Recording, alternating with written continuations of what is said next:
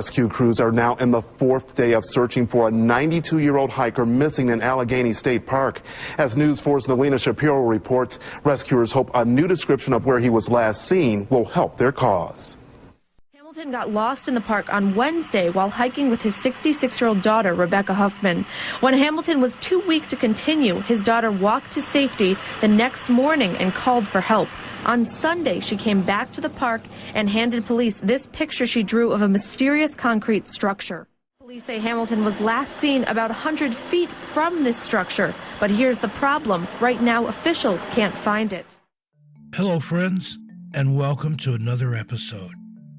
This time, we invite you to join us as we discuss some of the absolute strangest missing person cases that we've ever encountered.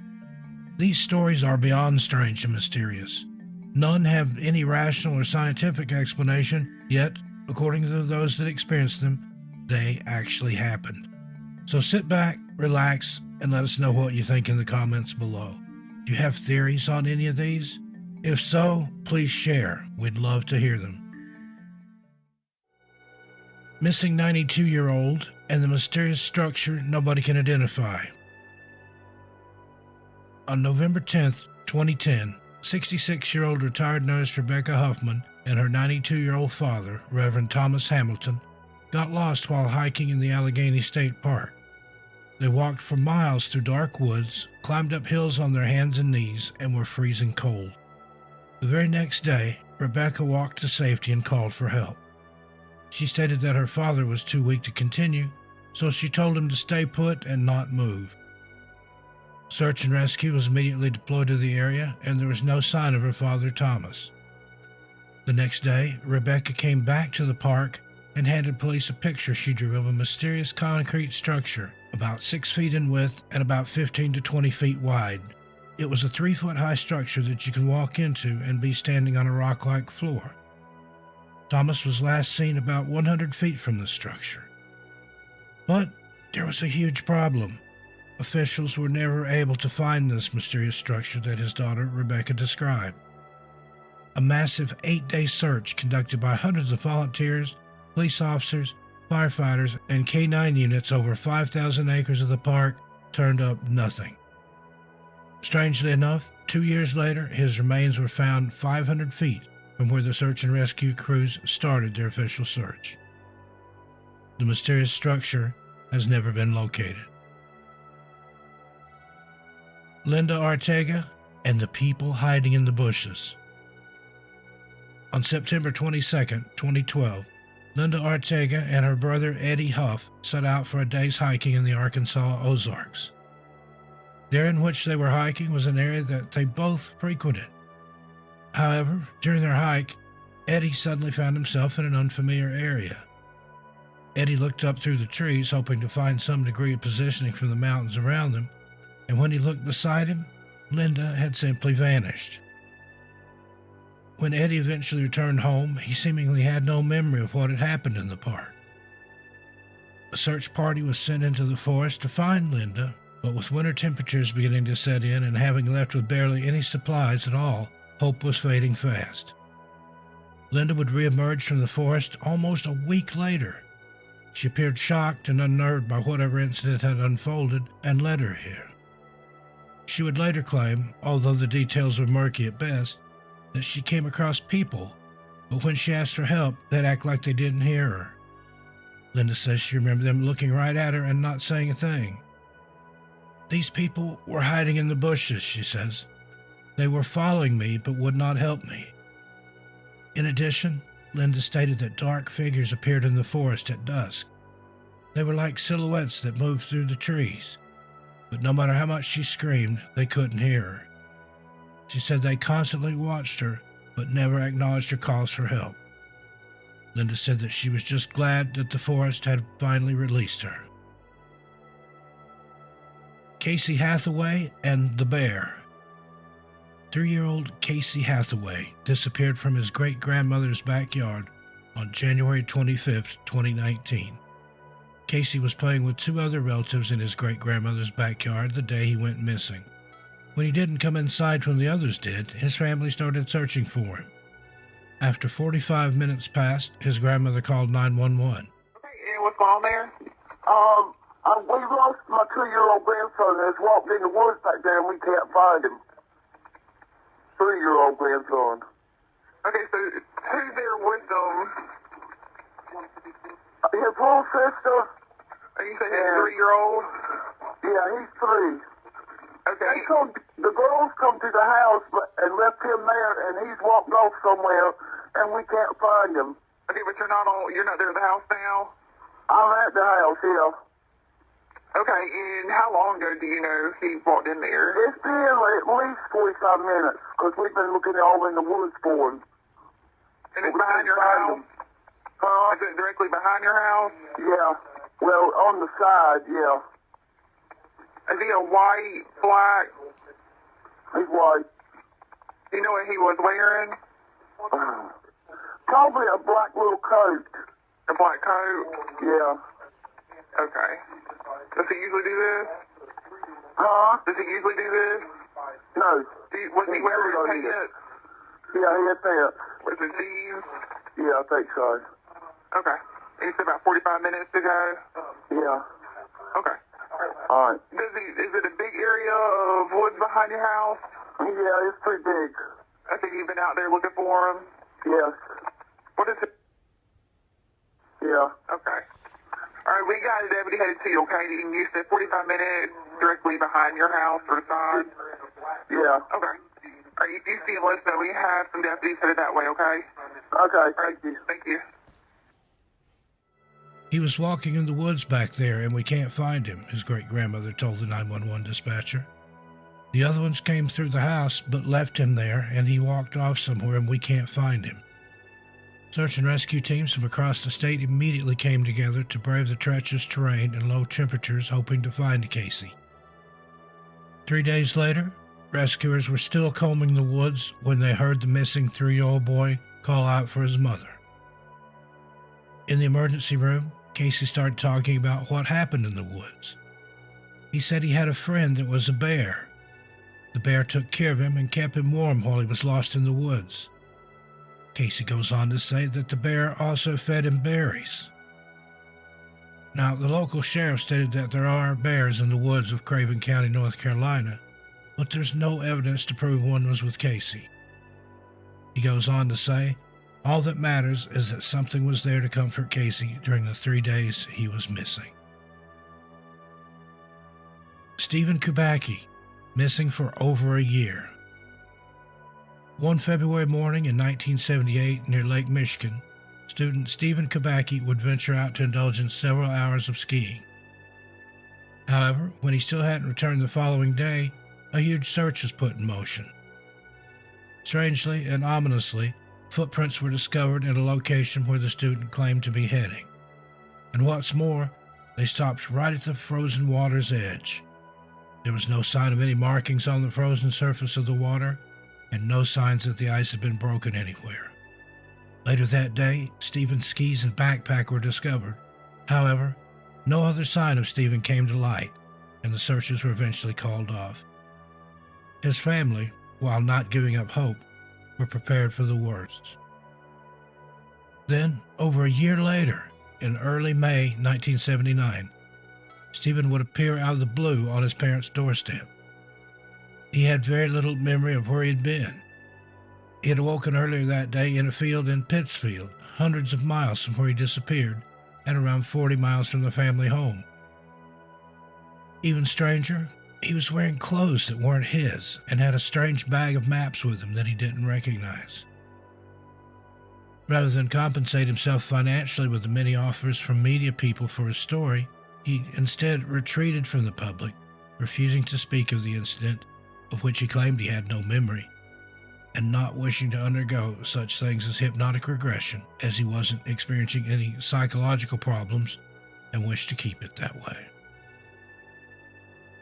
Ambrose Smith, gone for 24 hours. Ambrose Smith normally played happily at home in Newaygo County, Michigan. But on October the 8th, 2013, Ambrose was sitting in the lounge with her father when he briefly left the room, and upon his return, she was nowhere to be found.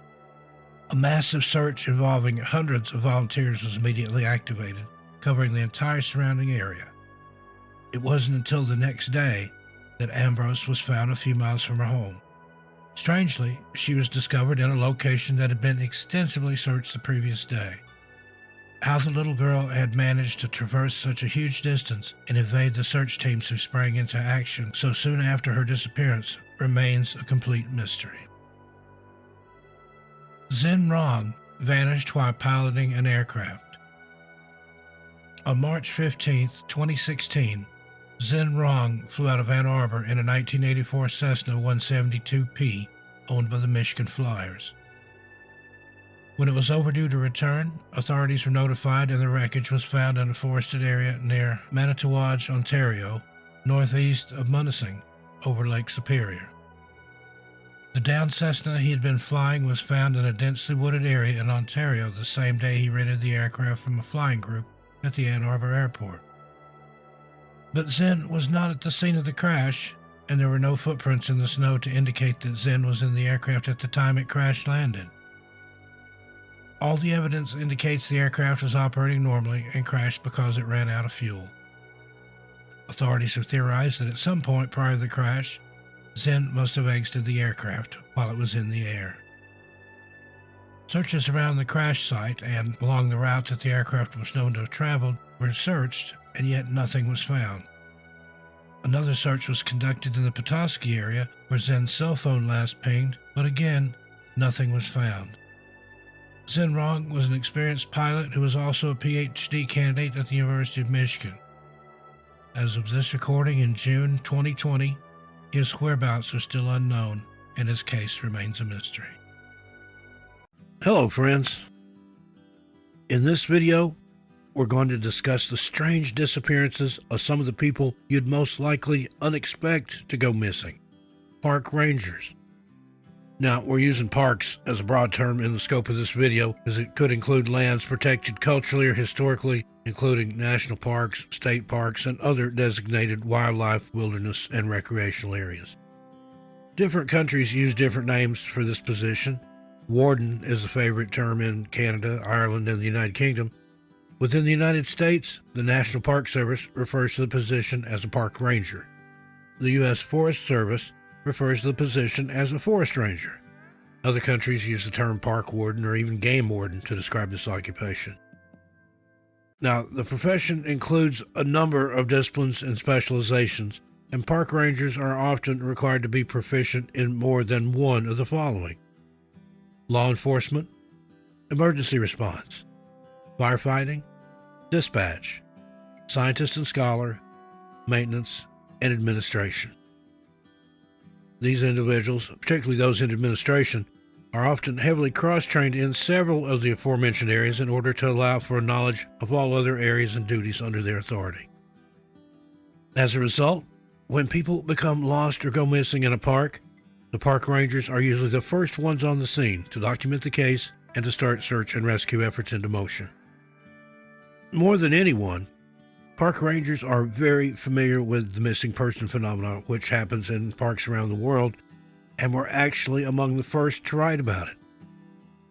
But what happens when one of these rangers themselves go missing? I invite you to join me now as we explore 5 strange cases of missing park rangers. With that said, let's begin. Number 1, Ranger Ralph W. Heath. Ralph W. Heath was a park ranger at Baxter State Park in Maine, United States, who allegedly died of exposure while attempting to rescue a woman who was lost on Mount Katahdin in 1963. On Monday, October 28th of that year, 2 women, Helen Mower and Margaret Ibisek, both from Concord, Massachusetts, took the Cathedral Trail and climbed Baxter Peak on the mountain. They reached the summit and stopped to have lunch at around 1:30 in the afternoon. When the 2 friends decided to start their hike again and head back down, they had a small argument over the route Margaret wanted to take.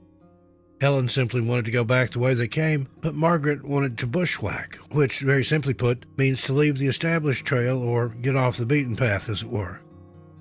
Helen knew how risky this was, although Margaret had more hiking experience than she did, not by much, and only 3 years total.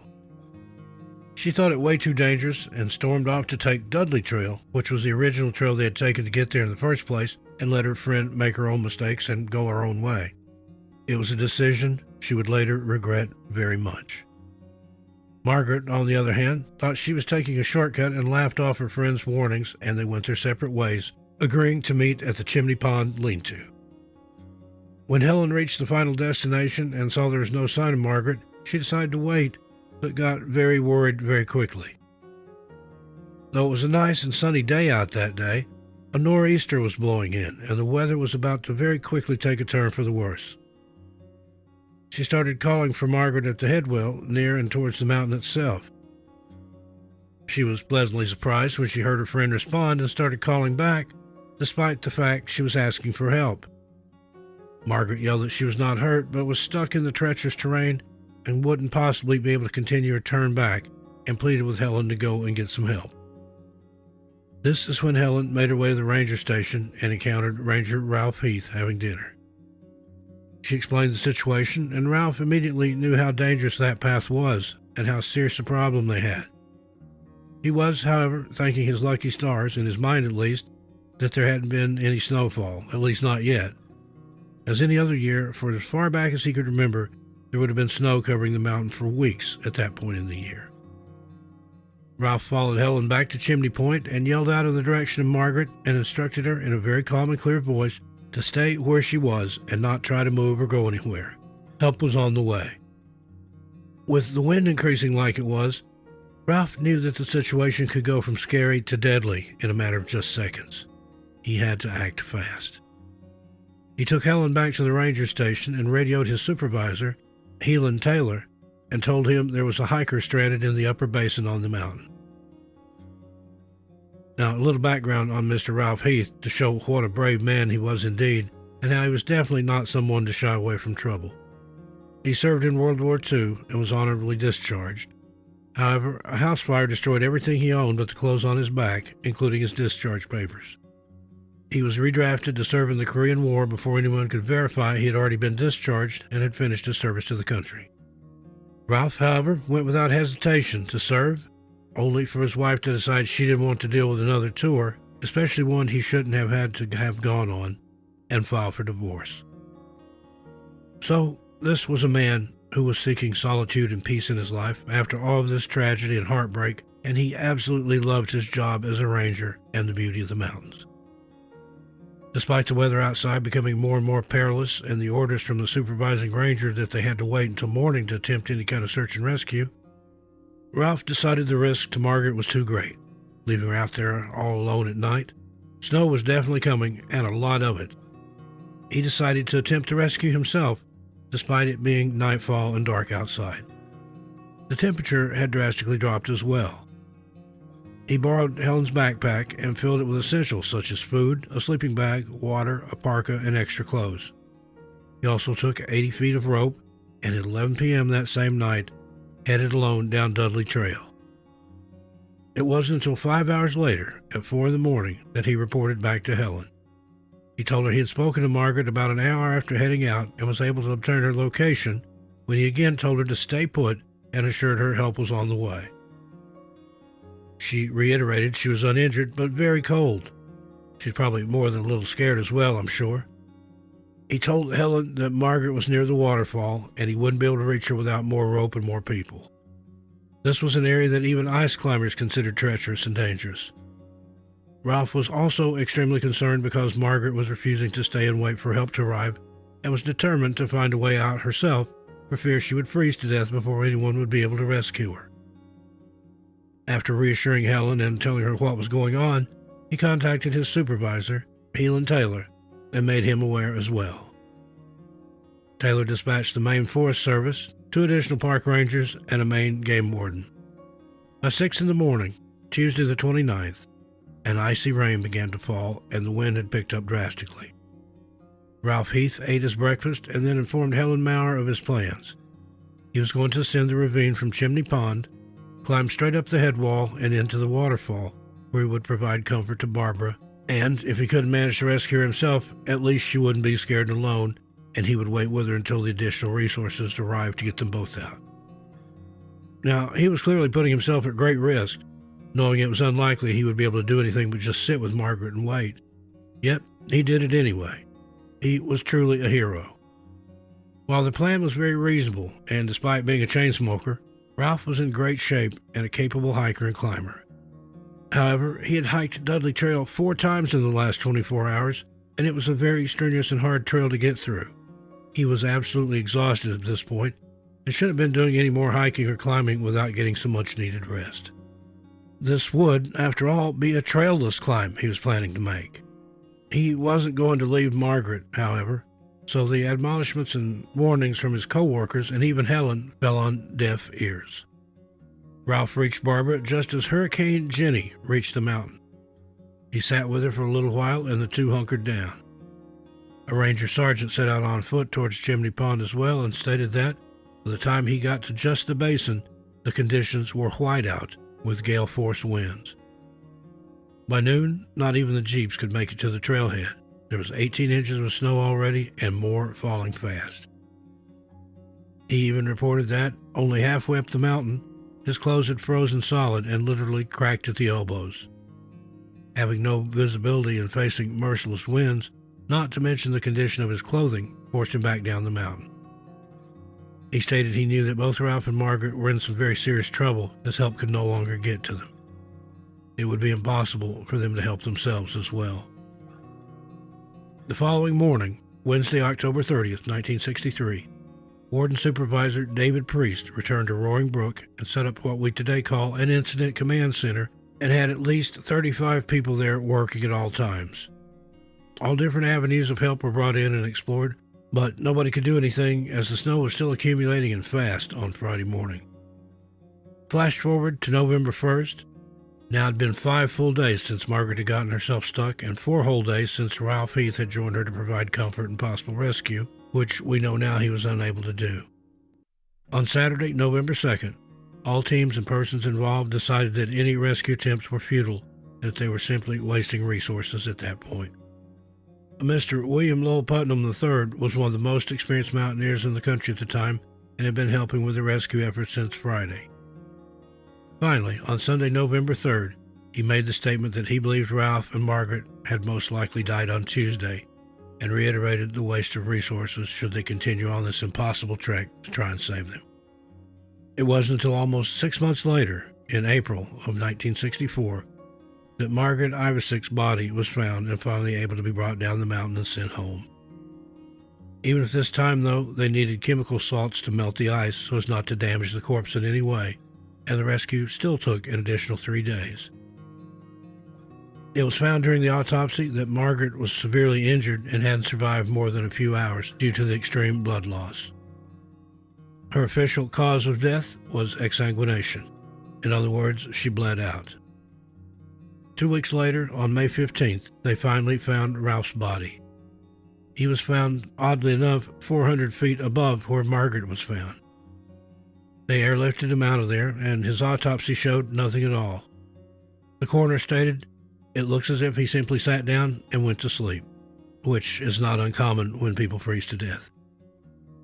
Now, folks, though this was a bit of a long one, I think it's important we go over a few of the facts here. First, if Margaret had died very quickly after getting stuck where she was, how was she yelling to Ralph hours later? She had severed an artery in her leg and would have bled out within just minutes. Still, she was calling out and answering him hours after she initially got stuck. How is this even possible? She'd called out to Helen as well, even before that, and we know neither one was under any kind of duress or sick at all, so they couldn't have been hallucinating. There were no other bodies found in the area that time, and no one else had come forward claiming to have been the person stuck up there and answering or calling for help that could have been mistaken for Margaret. This is very strange, but becoming more and more common. Either search and rescue workers will hear the calls of people who are missing only to never be able to find the location where the calls are coming from, or the person who is stuck or lost will hear search and rescue but never seem to be able to find them either. The weather coming on so suddenly and so strong all at once is another very familiar factor when talking about the missing in the woods and the mountains. In fact, they were weeks late for any snow at all, and the weather started out that day as sunny and warm. This is just one of the many parameters we now look at while investigating the strange deaths and disappearances in the national parks. How and why did it all come on so suddenly, almost remarkably so? I guess we'll never know, but that doesn't stop us from investigating and pondering and searching for answers and the truth, though, does it? Number 2, Ranger Randy Morgansson. In July of 1996, Ranger Randy Morgansson was working as a backcountry ranger at Sequoia and Kings Canyon National Parks. He was the most ranger in the High Sierras, having been a backwoods ranger for 28 years at that time. On this particular day, July 21st, 1996, Randy loaded his pack and went on his routine and regular patrol of his station. He was 64 years old and in almost perfect health. Some of his co-workers even thought he was invincible and impervious to the perils that came with the job. It was just about daybreak when he headed out to patrol near Bench Lake, taking nothing with him but an old ski pole to use as a hiking stick. He was never seen or heard from again. Now, as is often the case in these strange disappearances, a sudden rain started to fall, blew up out of nowhere. Got rid of any footprints or other evidence as to where Ranger Randy could have possibly gone or what could have happened to him. Over the following days, there was plenty of frustration as dogs followed scents that seemed to abruptly stop, and random pieces of gear were found in several different locations, but none could be positively linked to Randy. A FLIR helicopter equipped with an infrared camera picked up a campfire burning on a hillside, but with no one in sight tending it. Eventually, the search was called off, with no sign of Randy or a body. Then, a letter arrived at Randy and Judy Morgansson's home in Sedona, Arizona, from Randy. Judy opened the letter and noted it had been postmarked 2 days after his apparent disappearance. Since there is no postal service in the national park, Judy didn't understand just how Randy could have mailed the letter. That added to the suspicions that he had simply left the area to start a new life away from the National Park Service. 13 days after Randy had been reported missing, in early August 1996, the official search, which included helicopters, dog teams, and dozens upon dozens of volunteers, was called off. Not a single trace of Randy had been found, not even a footprint. Finally, in July 2001, 5 years after the search was called off for Randy, a 19-year-old member of a California Conservation Corps trail building crew ventured off trail and found some remains. The worker found some new evidence near a creek and a gorge in the Widow Peak drainage, very near the outermost borders of the search area, below the pools of a waterfall. Rangers were called in to search and soon discovered a tattered shirt with Morgansson's badge attached. Then a backpack with a buckle fastened, and a boot. On close examination of the single boot, which was half submerged in water, it had something white protruding from it. A leg bone. The boot and pack seemed to match the description of gear that Randy reportedly had been using that day. Teams for both investigation and recovery were flown in, and shortly after, a functioning park-issue radio was discovered resting on top of the falls, not at the bottom like the other evidence. It was turned to the on position. This discovery confused matters even more. Although these remains seemed to confirm Randy had been in the mountains the whole time, investigators weren't certain whether this is where Randy had died. Rangers had remembered already searching this gorge and crossing at the exact spot where the radio was found. Retired Sierra Subdistrict Ranger Alden Nash believes Morgansson had fallen through a snow bridge and broken his leg, and his body had simply been hidden beneath ice throughout the search. Weirdly, during the rescue attempt in 1996, Randy's wife Judy had dreamed of a dead man floating in a lake. I don't think it was an accident, says Eric Blem, author of The Last Season, a book about the disappearance of Randy Morgansson, which is well worth a read, by the way. Blem says Randy may have wanted to appear to have died on the job just to make sure Judy, who was still his wife at the time, got the benefit from the government, a policy not honored in the case of taking one's own life. If he wanted to throw off the dogs or sucker people into believing something happened, he did a great job, Blem says, After so many years, with the bones gnawed, there's no way to say exactly what happened. The National Park Service named a peak in memory of Randy. The unofficial Mount Morgansson, so named in his memory, is the first peak west of Mount Russell, a half a mile away, and just north of Mount Whitney. Mount Morgansson should be distinguished from the west peak of Mount Russell, the higher of the Russell's twin summits, which are only separated by a tenth of a mile. A summit registered with the name Mount Randy Morgansson, 13,920 feet, was taken to the top by two park veterans in 2007. A peak bagger named Richard Petrowski found the original register missing when he climbed Mount Morgansson on June 20, 2008. He placed a temporary one that day and made a huge effort to return to the summit 1 week later with a weatherproof ammo can and a replacement journal. Barely a handful of people, if any, signed it each year. Number 3, Ranger Brendan Unitt. Larimer County, Colorado Department of Natural Resources Ranger Brendan Unitt, 27 years old, went missing while out searching at night for a missing boater. While there had been nothing reported about the results of the initial missing person who Brendan was looking for, it seems a sudden high wind event caused him to capsize in his boat and die of what was officially said to be freshwater drowning. Now, folks, I'm no expert, but what I do know about is the strange weather events and causes of death that just don't fit the season or the profession the person in question was in. And I'm not the only one either. Many people are wondering how a professional outdoorsman could capsize and drown. And what about this so-called strange high wind event? Why does there always seem to be a sudden change in the weather during one of these missing persons encounters?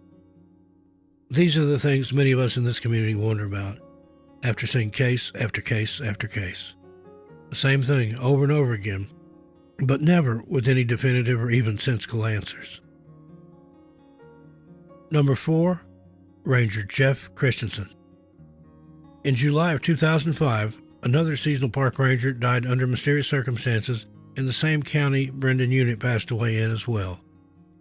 Jeff Christensen was conducting a routine backcountry patrol of the Lake Lawn Trailhead when he allegedly lost his footing and fell from Mummy's Range in Rocky Mountain National Park in Larimer County, Colorado. The search for the initially missing ranger lasted a little over a week, and he was found on August 6, 2005 by a hiker. The official cause of death was a left temporal skull fracture that led to a subdural hematoma. The ranger has been said to have lost his footing and died of a tragic accidental fall. He'd only been on the job for 4 years and was survived by his parents. Now, is it possible for someone with at least 4 years' experience to die of something so simple? Could it be that there's something out there in our national parks and forests hunting these rangers? Perhaps they or it wants to take out the people who are going to be able to help and possibly even save the other people this mysterious predator or predators are trying to take out. We must keep searching for the truth. We owe it to all the people who die of something that is seemingly simple and accidental, but could very well be something much more sinister. Number 5, Ranger Paul Fugate. Here is yet another tragic account of a park ranger who vanished mysteriously while doing his job, never to be seen or heard from again. Now, Paul was known as a rebel and even anti-establishment to a point. He stayed for weeks at a time in a small cobblestone cabin on site at the monument. He was a naturalist who did small tasks such as answering the visitors' questions and putting together trail guides. Originally, Paul worked at the Navajo Monument in Arizona, but was transferred soon after being disciplined by one of his bosses about his laziness and slovenly appearance. Apparently, this supervisor admitted in a later report that he was annoyed he couldn't technically fire Paul and also that he hated the hippies coming in to work for the monument. Paul was charged with stealing government equipment when he took some hay home for his wife's horse. He was in an open relationship with his wife and sleeping with multiple women who were co-workers. While all of this may seem irrelevant, we must look at every aspect we can of a person's life when they go missing under such strange circumstances, especially when people in their profession are seemingly doing so at an alarming rate, and have been for a while.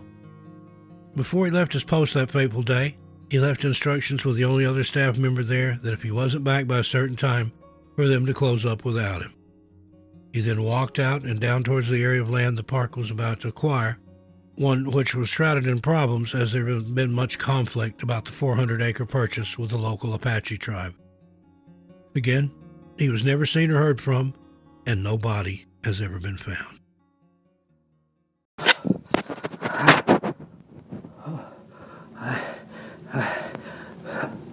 I've been separated from my group. It's been a couple of hours now, I think. I'm not sure. I was trying to find my way out, and I can't. But I'm going to stay here. I don't think that I went too far.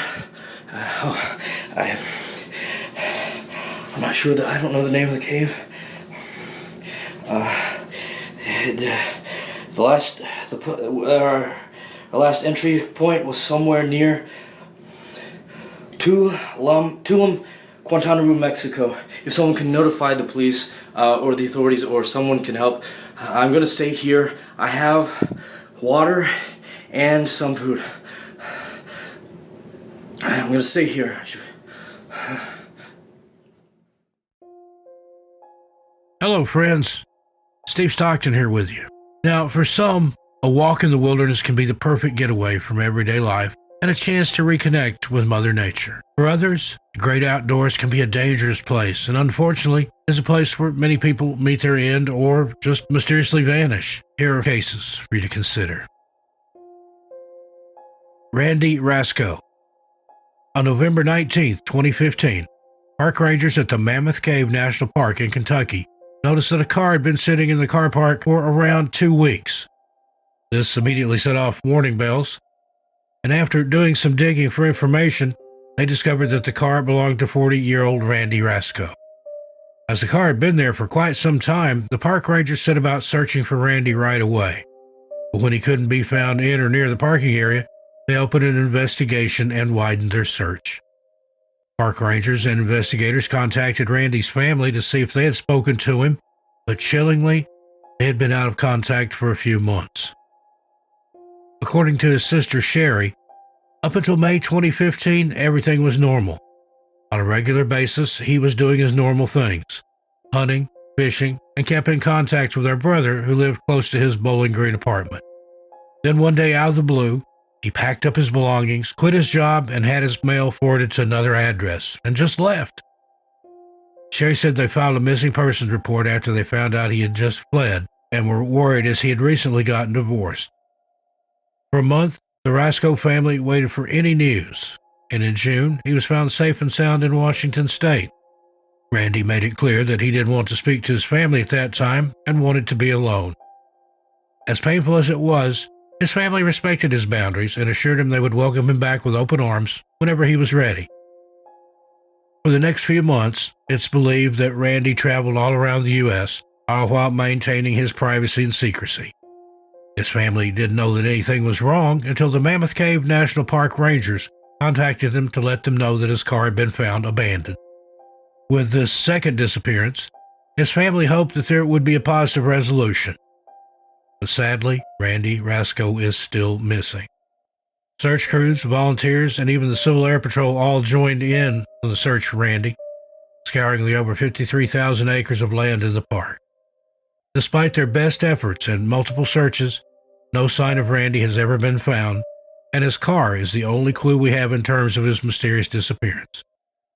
Randy Rasco is described as a white male, 6 foot 2 inches tall, with black hair, hazel eyes, and a slim, athletic build. Anyone with any information is asked to please contact the Mammoth Cave National Park at 270-758-2180. Katherine Van Alst. 8-year-old Katherine Van Alst disappeared from Devil's Den State Park near Arkansas's Ozark National Forest when she and her family were camping. Katherine apparently was playing with her brothers when she wandered off and got lost. What makes Katherine's disappearance remarkable is she was found 6 days later. When found, she was wandering the woods and was eerily calm.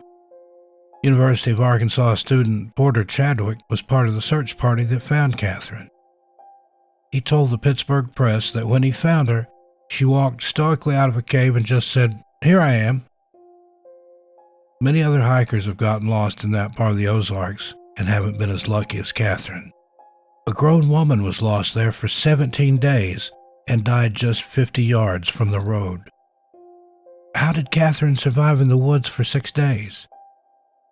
Did someone take her only to return her 6 days later? Or is there an explanation of this story that we simply can't comprehend? Either way, someone or something might just be lurking in Devil's Den. Kenny Veach. 47-year-old Kenny Veach mysteriously disappeared in the Mojave Desert in Nevada on November 14, 2014. Kenny was hiking near Area 51 and was looking for cave systems and mine shafts. Kenny has uploaded several videos to his YouTube channel under the username SnakeBitMcGee, where he describes entering a cave with an M-shaped opening. He wrote in one comment, "That ain't nothing. I'm a long-distance hiker. One time during one of my hikes out by Nellis Air Force Base, I found a hidden cave. The entrance to the cave was shaped like a perfect capital M. I always enter every cave I find, but as I began to enter this particular cave, my whole body began to vibrate. Suddenly, I became very scared and hightailed it out of there. That was one of the strangest things that ever happened to me." Now, these videos gained popularity following his mysterious disappearance, and in these videos, he does indeed talk about how his whole body vibrated and he felt scared upon entering this mysterious M cave. Armed with a gun and a camera this time, Kenny headed back out to the M cave on November 10th, 2014, hoping to get a better look inside. However, Kenny never returned home. Although he was a very experienced hiker and outdoorsman, Kenny rarely took a map or GPS device with him on his hikes. According to his family, on the day of his disappearance, he told them that he would only be gone for a short overnight trip, but then when he didn't return home, they immediately called the police. Police, volunteers, and search and rescue teams all scoured the area where Kenny was last known to have been, and on November 22nd, 2014, volunteers found Kenny's phone. According to those volunteers, the trail went cold soon after they located his phone, and there have been no signs of Kenny ever since. At the time of this episode, the mysterious disappearance of Kenny Veach is very much alive in true crime and paranormal circles, but it appears that we are still no closer to uncovering the truth. Devil's Hole and the tragic disappearance of two teens in 1965. Now, there's just something about a place with the name Devil in its title that piques the curiosity of some people. There are countless locations all over the world which have this particular word in their name. Not only devil either, there are many other words that symbolize or mean devil or evil or some other form of something not very good or beautiful, given, somewhat ironically, to some of the world's most breathtaking and wondrous places. Sometimes the location will have gotten its name innocently enough, such as because the geology of the place simply looks foreboding and sinister, especially under the cover of night. Much of the time, these particular places are said to be cursed, enchanted, or downright evil, and the spooky and scary landscape only lends credence to these rumors and legends.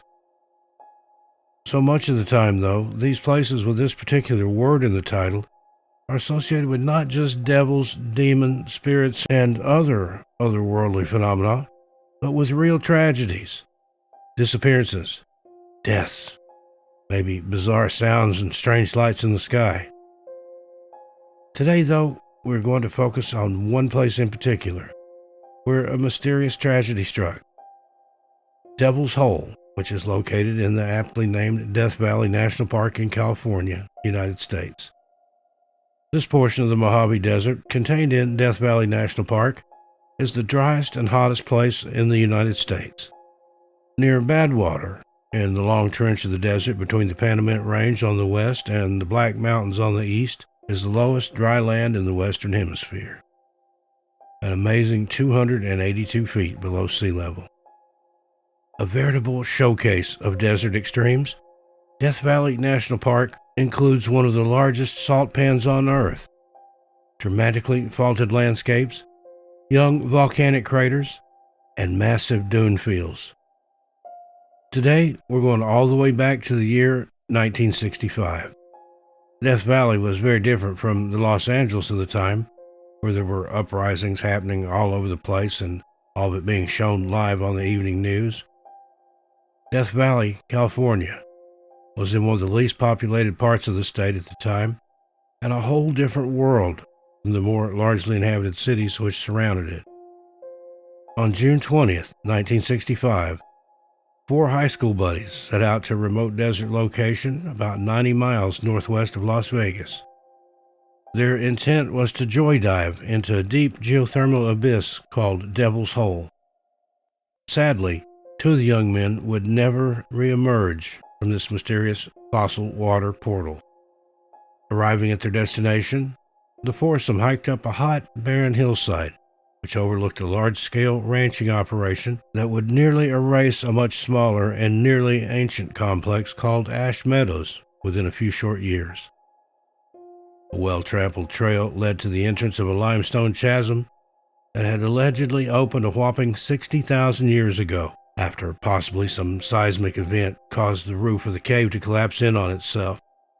The foursome of boys, which was made up of Paul Gianconteri, a 19-year-old cafeteria worker at the nearby Nevada test site, his new brother-in-law, 20-year-old David Rose, who was a Las Vegas casino parking attendant, were with their other friend, 19-year-old Bill Alter, and his younger brother Jack.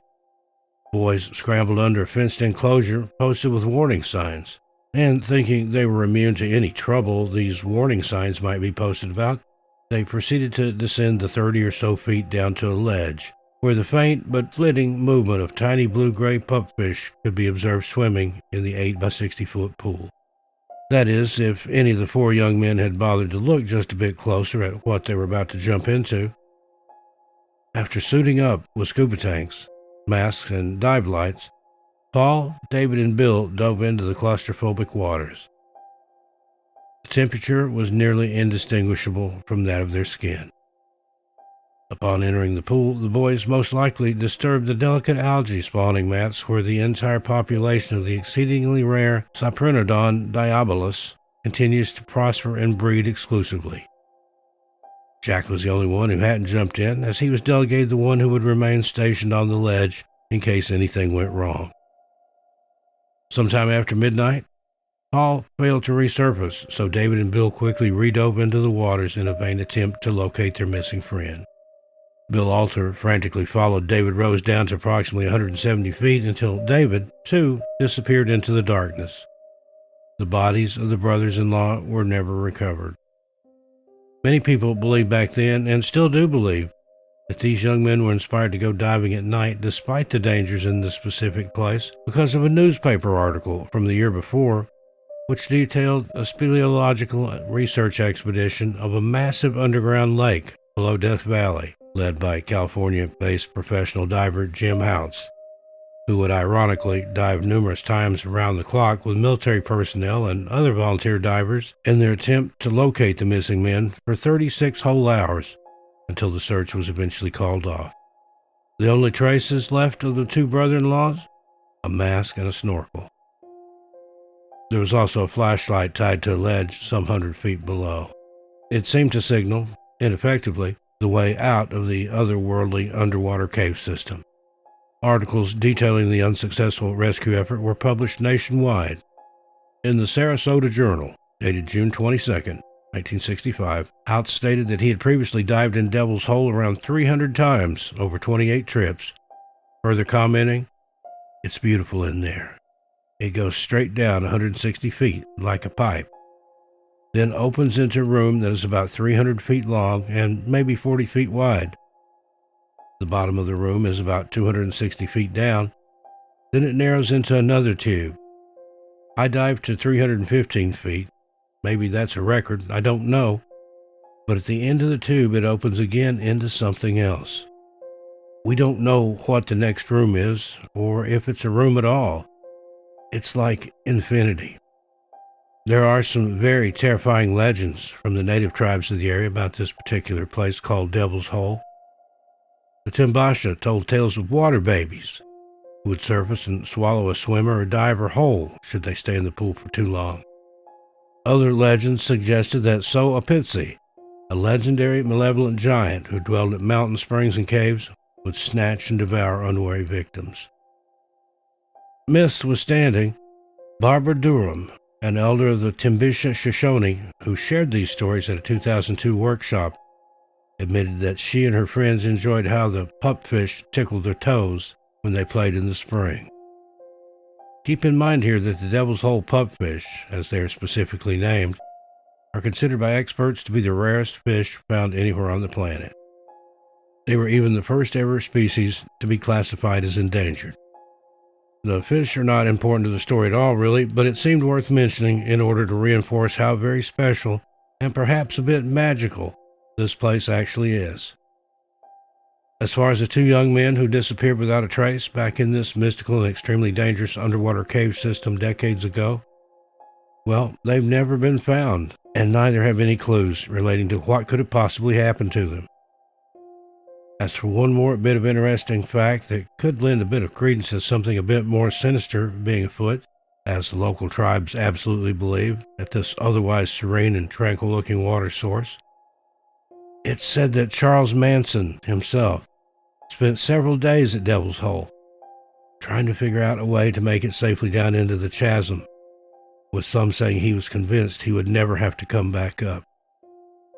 Allegedly, he had an obsession with the place, and was convinced that there was an underwater portal to an alternate dimension, or more specifically, a portal to the underworld, where he felt he and his family would be able to safely wait out the coming apocalypse he so famously predicted would happen that never actually did. Charles Manson's problem lay in figuring out a way to drain the hole, and it seemed like he may have been given this idea by an alleged Indian legend that resurfaced during the 1920s, contending that a subterranean sect of leather-clad humanoids lived down within an eerily yellow-green lit abode somewhere in the Mojave Desert. Could this possibly be true? Just as with the case of these poor young men, just doing what young men do and looking for a night of perhaps irresponsible but never thought to be deadly fun, we may never actually know. So if you do visit Death Valley in the Mojave Desert just outside Las Vegas, don't venture in to Devil's Hole. He flat out told us, "Mom, she's dead, she needs our help." And that's when I got the goosebumps and I was like, oh my gosh. He was just in our car and he was pointing out to a certain spot in the meadow. While Victoria Gorba and her family stopped for lunch, her son Caden began talking to someone. And my husband and I kind of looked at each other like, what? And he goes, yeah, there's a lady over in the meadow in a black shirt. And I got goosebumps. He says, she needs our help, but she's dead. And she's laying face down with her legs up. And she can't talk to me, but she's over there. We need to go help her. Jake and Victoria checked out the meadow, but saw nothing. He kept saying, trust me, Mom. And I was like, I trust you, bud. You know, I believe you 100%. Spooked, the couple decided to end the trip early and head home. And we put it on Facebook, seeing if anybody knew anything about the area. And come to find out that there was a lady missing with the description that he described to us within a 5-mile radius of where we were. Sandra Hughes had gone missing in July of 2020. Caden had described her in detail and recognized her in 3 of 4 photos.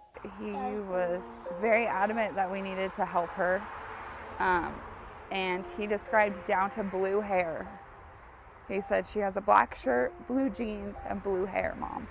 And the sheriff said that's the exact description of her when she went missing. Hello, friends. We recently learned of what may be one of the strangest updates to a missing person case that we've ever brought forth.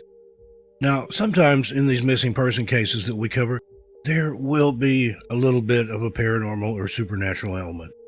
It's usually something small and not very significant to the overall case. But sometimes it seems that the unknown can play a larger part in these cases. Stories of UFOs, the Fae, Bigfoot or other cryptids, portals, translucent entities, etc. But is it possible that the ghost of a missing woman may be trying to help solve her disappearance, or at least help locate her remains? We ask that you keep an open mind and consider the following case.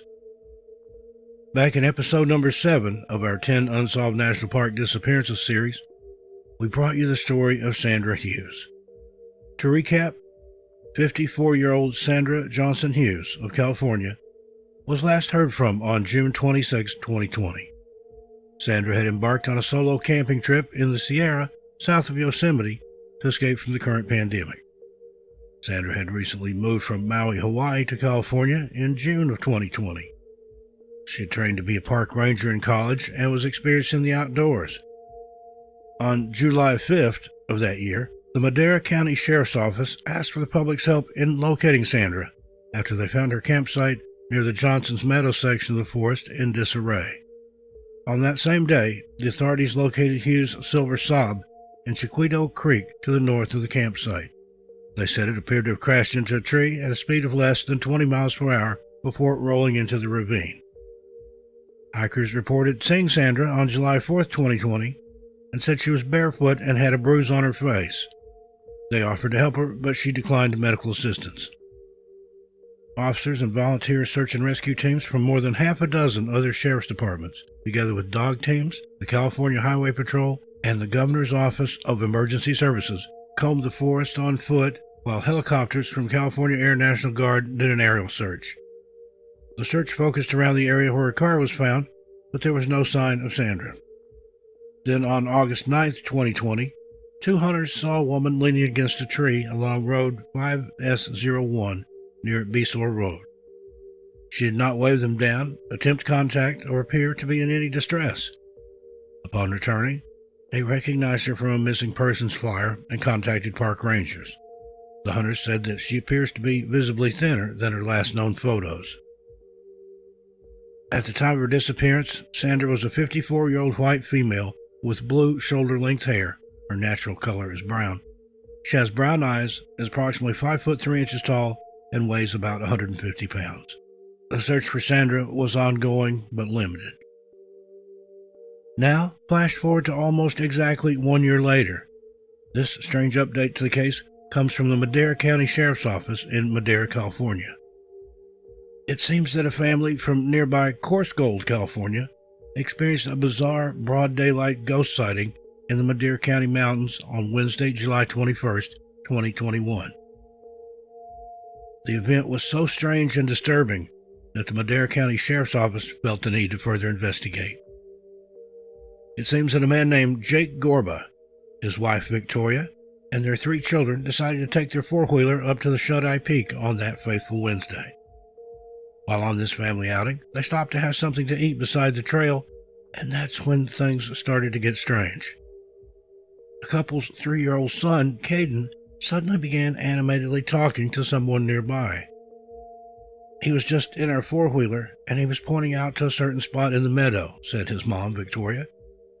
The normally reserved and somewhat quiet Caden excitedly told his parents that there in the meadow by where the family was having lunch was a woman lying face down with her legs straight up in the air. Furthermore, Caden stated that the woman was unable to speak or move and needed help. He began pleading with his parents to help this poor woman. He flat out told us, "Mom, she's already dead, but she needs our help." And that's when I got the goosebumps. I was like, "Oh my gosh," Victoria said. He goes, "Yeah, there's a lady over in the meadow in a black shirt, blue jeans, and blue hair." And I got goosebumps, said Victoria. He says, "She needs our help, but she's dead and she's lying face down with her legs up. She can't talk to me, but she's over there. We need to go help her." So, in order to calm young Caden down, Jake and Victoria walked over and checked out the meadow, but saw absolutely nothing. Caden continued to insist. He kept saying, trust me, Mom." And I was like, I trust you. I believe you 100%, said Victoria. Whatever young Caden was experiencing so unnerved and spooked the rest of the family that the other members of the family all unanimously agreed it's time to put an early end to their day of adventure and make the 35-mile drive back home to Coarse Gold. After arriving home, the event still fresh in her mind, Victoria decided to post about the weird encounter on her Facebook profile. We put it on Facebook to see if anybody knew anything about this area, and come to find out, There was a lady missing, with a description that he described to us, within a 5-mile radius of where we were, said Victoria. Now, as viewers of this channel know from our previous episode number 7, Sandra Hughes had gone missing in that area in June of 2020.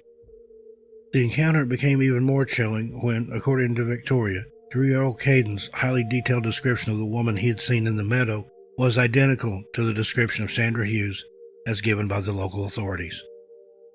He was very adamant that we needed to help her, and he described her down to blue hair. He said she has a black shirt, blue jeans, and blue hair, Mom. That's the exact description of her when she went missing, said Victoria. Then Victoria went and searched online for Sandra Hughes and found some photographs that had been released as a part of the search effort the year prior. Victoria said she got goosebumps when Caden readily recognized 3 of the photos of Sandra, identifying her as the woman he had seen in the field. As fate would have it, Madera County Sheriff Corporal Chris Williams just happened to see the Facebook post and found it intriguing, to say the least. So much so that he contacted Caden's family to further investigate the chilling account. Victoria said the corporal in charge of her case actually reached out to us on Facebook and was like, "Hey, we want more information and we want to bring you guys back up there and see if you could point us in the right direction." Corporal Williams has been investigating the disappearance of Sandra Hughes since the beginning of the investigation. On the following Thursday, 2 Madera County Sheriff's deputies ventured back up to the meadow to investigate, with Jake and Caden coming along to point them in the right direction. Unfortunately, the deputies found nothing new by way of evidence, although the case remains open. If she was possibly a ghost looking for some help, I hope that he could have at least helped and maybe helped the family find her, because it's been a long time apparently since she's been gone, Victoria said. The 4-wheeler that Caden and his family used while traveling in the mountains has now been nicknamed the Ghost Runner, and incidentally is also for sale. It's not believed that the spooky encounter is the reason they put the vehicle up for sale, as the family says they will continue to go adventuring in the Madera Mountains, but do admit there are a few spots now which they aren't anxious to visit again anytime soon, if at all. Local news reporters in the area reached out to the Madera County Sheriff's Office, who did confirm that they received a report of a possible sighting of some sort, and they did go out to the location to search for any additional leads or information. For now, the case remains open in hopes that this latest update regarding the spooky encounter may produce some new leads. Now, as strange as this new development is, it's not the first time that possibly a ghost helped solve a missing persons case. Back on February 21st, 1997, the TV show Unsolved Mysteries aired a segment regarding a missing persons case from almost 3 years prior. This report told the story of 23-year-old Christine Scubish and her 3-year-old son Nick. They were driving along Highway 50 in the Sierra Nevada mountain range in California when they vanished without a trace on June 6, 1994. Christine was a single mother and had recently completed paralegal training. She had plans of going to work for a prestigious law firm, and she hoped to make enough money so that she and her child's father could be married. Christine left her step-parents' home near Sacramento on June 5, 1994, on her way to Carson City, Nevada. After failing to make contact with her family after 3 days, her stepfather, Dave Stotzenbach, reported her and her son missing on June 8th. The police took the missing persons report, but there were no initial leads in the case. 5 days after Christine and Nick disappeared, however, a woman named Deborah Hoyt and her husband were driving along Highway 50 around 3 a.m. The pair were on a long overnight drive and had been joking and singing in order to keep each other awake. Suddenly, Deborah saw what appeared to be a completely naked woman lying on the side of the road. The naked woman's face was turned toward the road, and she was laying on her side with her knees slightly bent. She had one arm placed beneath her head and the other arm held over her head. The Hoyts were shocked beyond belief. They thought it must have been some sort of sick practical joke, or perhaps even a ploy to carjack them had they stopped. Deborah floored the accelerator instead and sped down Highway 50, not stopping until she arrived at the nearest phone booth, where she proceeded to call the police. In just minutes, 2 sheriff's cars were at the scene where Deborah had seen the naked woman's body. However, unable to pinpoint the exact location, the deputies reported that they saw and found nothing. The next morning, though, Speculations began that the sighting had something to do with the disappearance of Christine and Nick, who were the most recently missing people from that area. Due to the insistence from the family, Deputy Rich Strasser decided to go back and have a closer look. Strasser figured that it might be easier to spot anything out of the ordinary in the daylight. Deborah had indicated that a particularly dangerous stretch of Highway 50, known as Bullion Bend, was where the incident took place. As Strasser patrolled the area, he spotted a new-looking child's tennis shoe on the side of the road. Immediately next to that spot, in the shoulder of the road, was a steep embankment. Strasser pulled over his cruiser to search the area more thoroughly, and sure enough, at the bottom of the embankment, he spotted the twisted remains of Christine's car. He checked Christine and observed that she was dead and unfortunately had been that way for quite some time. The deputy then went around to the other side to check Nick, who was curled up in a fetal position in the passenger seat. Strasser assumed the worst and was sure that Nick was also dead. However, when he touched the little boy's neck to find a pulse, it appeared that Nick took a breath. Strasser immediately radioed for an ambulance. Little Nick had been alone in the car for 5 days, yet he was somehow still clinging to life. Officials believe that sometime around 2 a.m. on June 6th, Christine must have fallen asleep at the wheel. The car veered off the road and plunged to the bottom of the ditch, striking a tree. Due to the embankment being so steep, other drivers drove right past the accident scene for days, unaware that it was just over the side of the road. It was later determined that Christine had been killed instantly on impact with a tree. 3-year-old Nick was all alone with no way out and no one to talk to. Christine's mother says that she believes that little Nick spent the time talking to his mother, unaware that she was dead. Against all odds, he survived 5 days of intense heat and 4 nights of cold, trapped within the twisted remains of the car. Doctors who examined Nick stated that he was in such bad shape that he would have most likely died within a couple of hours had he not been found when he was. The strange encounter that saved Nick's life seems to defy any rational explanation. If Deborah had not seen the naked woman lying on the side of the road, Nick would have not survived. Now, it's absolutely impossible for Christine to have been the naked woman. She was still fully clothed and wearing her seatbelt when found, and the medical examiner stated that she was most likely killed on impact. Deborah Hoyt is 100% certain that she saw a naked woman on the side of the road. Both she and Christine's family believe it was Christine's spirit who saved Nick that day. The spirit had apparently appeared in the nude in order to draw attention. Nick, years later as an adult, was interviewed on a television show, Paranormal Witness. He remembers seeing a bright light surrounding the car following the accident. To this day, he believes that his mother was watching over him following the accident and helped him to be rescued. The show also revealed that Christine's aunt had several dreams or premonitions about the accident before Christine and Nick were even reported missing. She dreamed of seeing them lying in their car in a ditch. She also saw the number 16 in the dream, which turned out to be the number for the mile marker nearest the accident site. Well, there you have it. What do you think about the apparition that little Caden observed, which she identified as Sandra Hughes, even down to the color of her hair, which was dyed blue when she went missing? Is it possible that Sandra's spirit is attempting to communicate with the living in a desire that her remains be found and her friend and loved ones have closure? It certainly appears that way. And what about the 2 other times she was spotted by hikers? Was that actually her, or was that an apparition?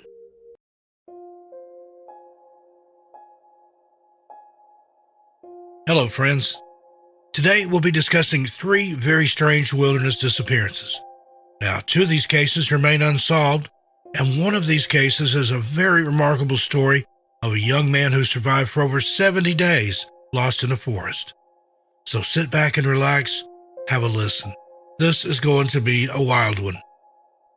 First up, Stephen Vanpelt, the missing climber who vanished after he fell. Now, Mount Jefferson is the 2nd tallest mountain in Oregon, and the only major volcanic center in the United States portion of the Cascade Range that hasn't erupted in the past 10,000 years. It stands at a majestic 10,495 feet tall and is part of the Cascade Range. According to climbing aficionados, the mountain summit pinnacle requires Class 4 scrambling on very steep, usually ice-encrusted rock. It is considered by some to be the most difficult of the higher volcanoes. It is indeed a rough mountain to climb, and visitors are warned, mountain to climb indeed, and visitors are warned numerous times not to try and complete the summit unless they are very experienced climbers. In this community, we've seen many types of accidents happen and mysteries begin in places like Mount Jefferson. Mother Nature can be a cruel mistress, and when there are no answers to seemingly obvious questions, it can be downright frustrating. Such is the mystery of what happened to Stephen Vanpelt. If a person falls off a mountain, it would make sense that they would be found right at the bottom, somewhere near at least, from where they fell. Yes, that would make sense.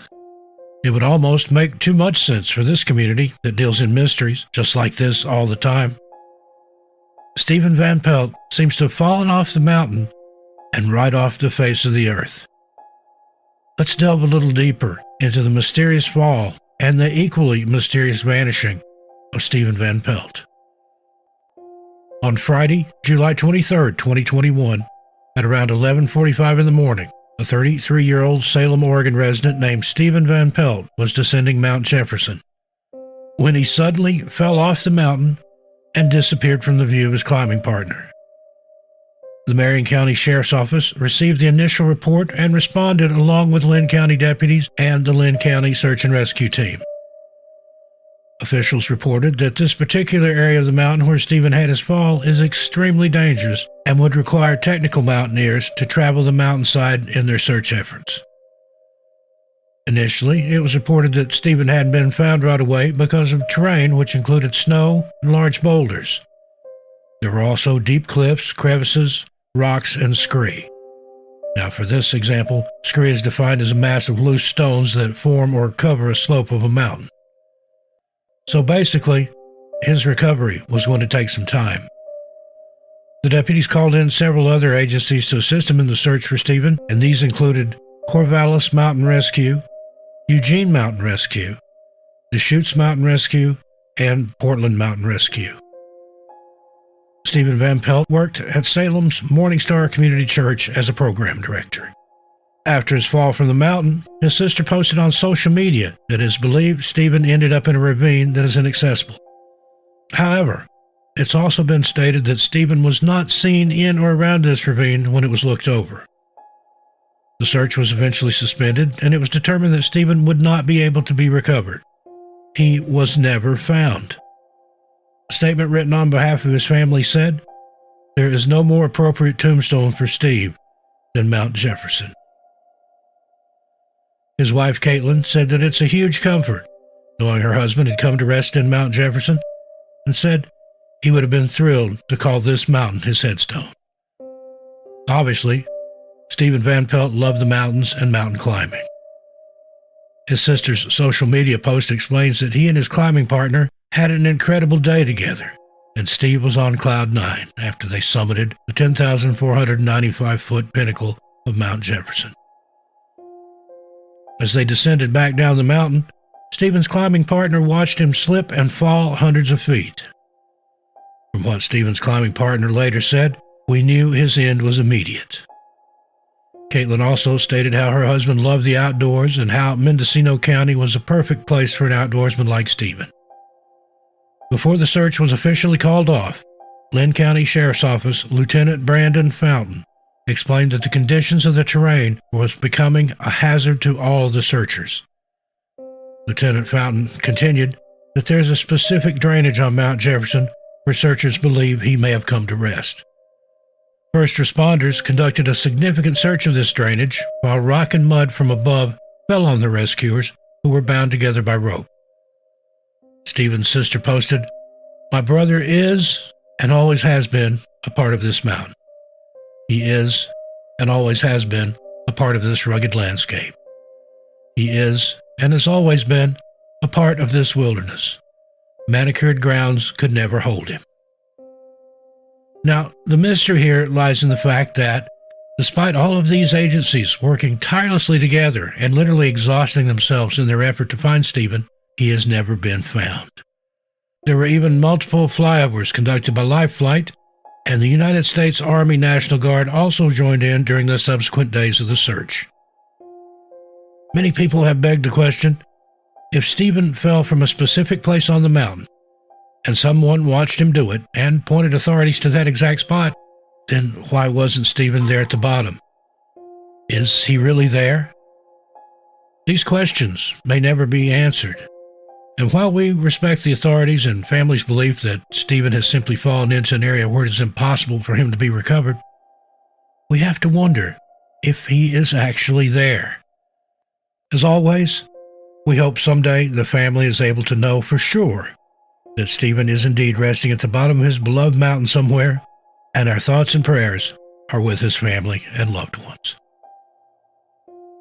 Next up, Fola Marie Miranda Rosa. On December 31st, 2021, the search for missing 31-year-old Fola Marie Miranda Rosa resumed at Wekiva River in Wekiva Springs Park, an area north of Orlando, Florida. Sources say 2 hikers in the area took footage and photos of the missing woman on December 19th, 2021, which was the day after her family reported her missing. Her family positively identified her in the footage. The unnamed hikers said they observed the woman swimming in the river and took a couple pictures because it was so unusual to see someone swimming there. Miranda Rosa has been missing since then. Her family had reported her missing the day after they last saw her on Friday, December 17th, 2021, a day spent visiting with family and having lunch together. Fola was said to have been in good spirits and nothing appeared to be wrong. No one heard from her after she left the family home that day, and she was reported missing that Sunday. On Monday, her family made flyers to put up around the parks and businesses in the area surrounding it. She never used to go out and leave her dogs alone at her house. She left with the purpose of returning to her home. We do not know what happened that she did not return. She did not go back to her home, Yvonne Rose, Fola's mother, told Telemundo 31 in a phone interview. Ms. Rosa went on to say that her daughter's past mental health problems could have been a part of her getting confused and becoming lost. It remains unclear if it's a factor in her disappearance. She also stated that her daughter may need help finding her way back home. We immediately felt something was wrong. It's just not normal, Ms. Rosa continued in the Telemundo interview. Now, Fola has battled schizophrenia in the past and has been diagnosed with bipolar disorder.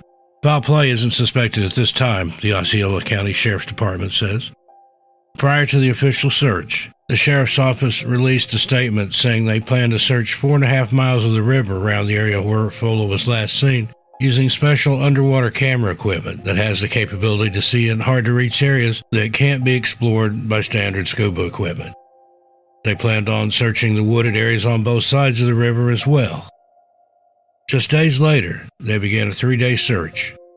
150 law enforcement officers searched the park with scuba divers, boats, drones, volunteers, and bloodhounds. There were even volunteers on horseback, which helped pace the search.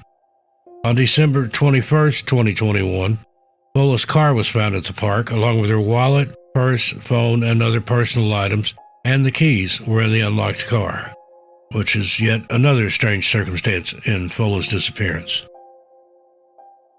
Her family spent the holiday season without Fola for the first time ever. Her sister, Andrea Miranda, told Fox News 35, "It's hard to even focus on the fact that it's the holiday season. I don't even know what day it is right now. We see Christmas lights all around us. We see that. But you're tunnel vision on the mission of finding her. Of course, it hurts this holiday. We want to have her with us, but we have to do what we have to do." Fola's father also gave the media an interview in which he stated, "We love you. We are waiting for you. Everyone, family, your friends, and people who don't even know you. We are not giving up. We don't want anybody to give up. We want you to know that Fola was extremely loved. She loved us." Fola is described as 4 foot 10 inches tall and weighs 145 pounds. She has brown eyes and reddish-violet hair. She was wearing blue jean shorts and a white or green shirt at the time she was last seen. Some people have suggested that she may have been attacked by an alligator. State wildlife officials in Florida said attacks do happen but are rare. 6 years prior to Fola's disappearance, and in the same park, a woman was attacked by an alligator but survived. 2 other men have also been attacked in earlier years, but they survived as well. It was also reported that Fola was seen being pushed into a car, although this hasn't been verified, and the police haven't asked area businesses for video footage they may have. The family is asking that any business in that area with a camera to please turn over any footage from that day. The police and sheriff's office have asked anyone that may have information on Fola Marie Miranda Rosa's disappearance, or if you saw her after she was reported missing, to please not be afraid to share the information, even if it's wrong. Say that it turns out to be someone else. If you do have any information or tips, you're asked to please call the Osceola County Sheriff's Department at 407-348-2222 and reference Fola Miranda Rosa. Her sister Andrea finished the interview with Fola, "We love you and we want you home." Next up, Kevin Bear Henry. On February 7th, 2021, family and friends gathered to host a vigil for their friend and loved one that went missing in the wildlands of a Canadian mountain. They celebrated the amazing life accomplishments for their bear, believing they were gone forever. Lost for 74 days in the Canadian wilderness, 37-year-old Kevin Bear Henry screams for help went unheard. A Two-Spirit Indigenous person and environmental demonstrator, Henry was last seen by family members on November 27, 2021, before embarking upon a journey into the wilds of Fairy Creek, Vancouver Island, British Columbia. The weather took a turn and it started to rain. Further making the situation worse, it began to get dark.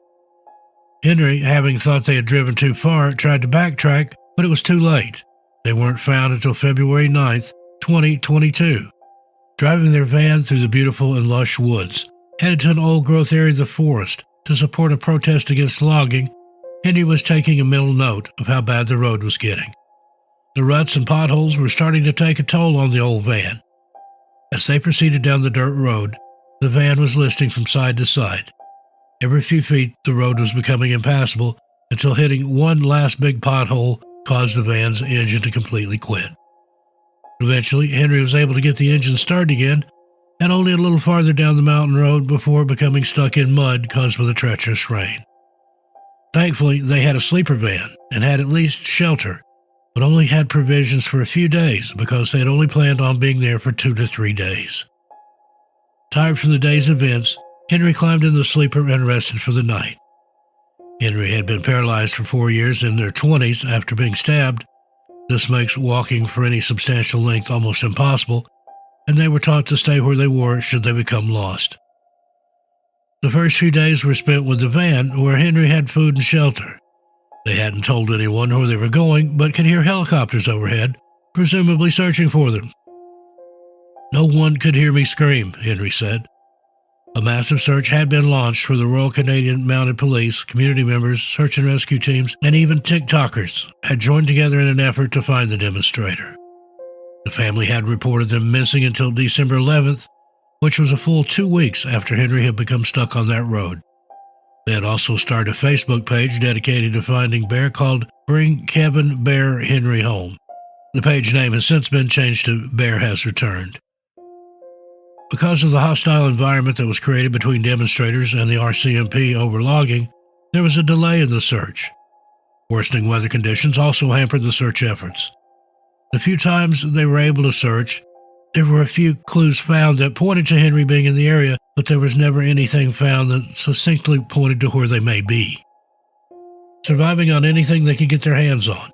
Their diet consisted of tomatoes, dry rice soaked in water, tomato sauce, and beans. Henry even resorted to eating cat food at one point, and even snow in late December. As food supplies dwindled and days turned into weeks, Henry decided they would have to walk to help. Having walked for 15 hours over a 2-day span to the top of the road where the logging was happening, they finally stumbled into 2 loggers getting ready to leave the area. Loggers from Gemini Fallers saw Henry stumble onto their location.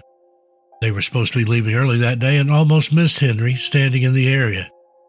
"We thought you were a tree, man," one of the loggers told him. "Are you Bear?" the other man asked. "How do you know who I am?" Henry asked. "There are missing person posters of you everywhere in Lake Cowichan and Duncan," the men said to Bear. They didn't know what day or even month it was. "I've been missing for 3 months," Henry said to his rescuers. "Where would you like to go?" the men asked Henry where they could take them. "Tim Hortons," Henry replied, wanting a hot cup of coffee and some food. The loggers dropped Henry at a Tim Hortons in Lake Cowichan and gave them $20. "That kind of care and support to do that, that's humanity right there," Henry said of the men that rescued them. Bear contacted a friend and family members straight away. The family rushed to the Tim Hortons to make contact with them. Although a little skinnier, Bear was in good spirits. Henry would later be taken to an area hospital for an exam to make sure there were no lasting effects.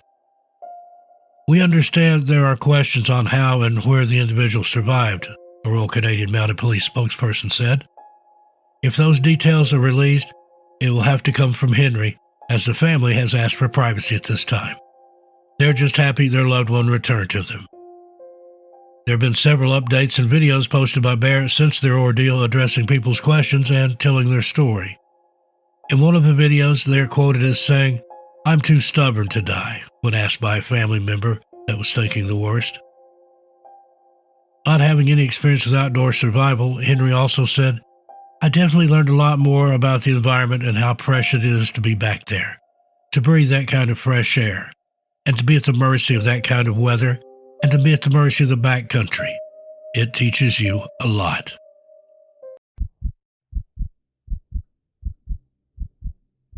Hello, friends. Today we're going to be talking about 5 wilderness disappearances where mysterious disembodied cries for help were heard by search and rescue teams, but the person couldn't be located. You can imagine how these disembodied cries for help would have baffled search and rescue teams when they couldn't locate the missing person who had vanished in the wilderness. Likewise, the person calling out would probably wonder why they couldn't be heard. As we all know, thousands of people go missing every single day in the United States alone, and while some are found safe and sound and return to their family and loved ones, many are never seen or heard from again. How devastating that must be for the people who remain in the dark about their loved one, wondering always what if and what happened. Are they alive? Are they deceased? But what about the people who went missing and are known to have called out for help, to have actually been heard screaming or yelling for someone to rescue them, but were then never found? How does something like that even happen? Surely you must be thinking that if someone is close enough to be within earshot and heard calling for help, then search and rescue teams, volunteer teams, or even just a random stranger wandering about in the area heard them, then how is it at all possible for that person to never be seen or heard from again? Now, while we don't answer to that specific question today, and we as a society may never have all of or even part of the answers to these same questions, let's review some of these cases today. The ones in which people were so very close to being rescued or saved, but then that help never came. What must that have felt like to the person who was lost? Crying out and then hearing people who you think are coming to your aid for who knows how long, knowing that you're being heard and maybe even preparing to get ready to get back home to your family, and then nothing. Search and rescue teams or volunteers move on, possibly walking right past you to go and continue the search for you somewhere else. These are just a few of the many cases we found in which people were actually heard calling for help, but then could not be located. They were never seen or heard from again after that. Number 5, Mitchell Dale Stalling. On June 19, 2013, Mitchell Dale Stalling, known to most as Dale, his wife Dalene, and his parents went to Mesa Verde National Park in Colorado, USA. The 51-year-old Dale decided to go for a hike by himself to the Spruce Tree House Ruins.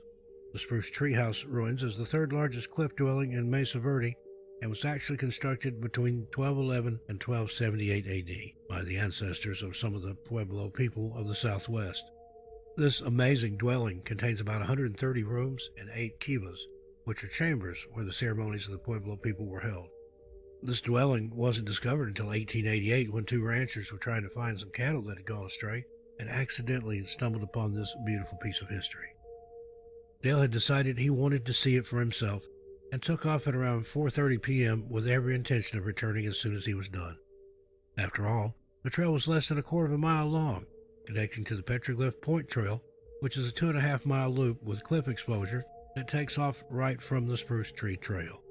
Several witnesses came forward later and remembered speaking with Dale on the trail that day, but yet he never returned back to his family. It was until 7 years later that his remains were found and returned to his still hopeful and still searching family on September 17, 2020. But now let's talk about the mystery surrounding this horrible tragedy. Here's a little more about what happened to Dale Stalling that fateful day back in June of 2013.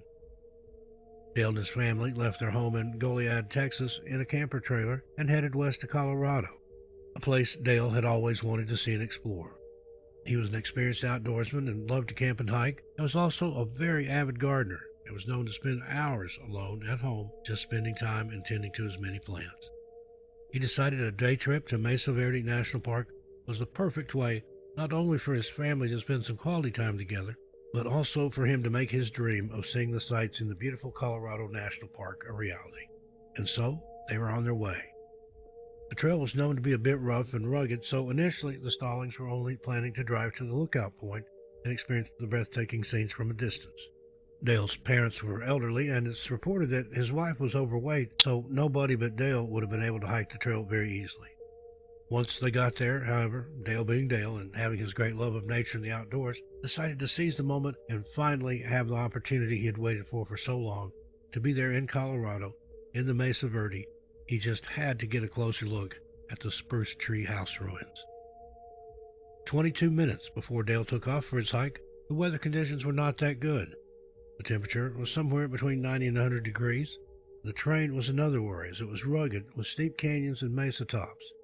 The elevation ranged from 6,500 to 8,000 feet. The hike to the top of the trail, Dale estimated, would take about an hour. This was the average length of time for someone in good health to have made it through. Dale was reported missing very soon after he didn't return at the agreed-upon time. His family didn't want to leave much room for anything bad to have happened and got on to finding him right away. The Rangers first thought Dale had just gotten probably a bit off track and told his wife to give him a few more hours, and if he didn't return by then, to go ahead then and report him missing.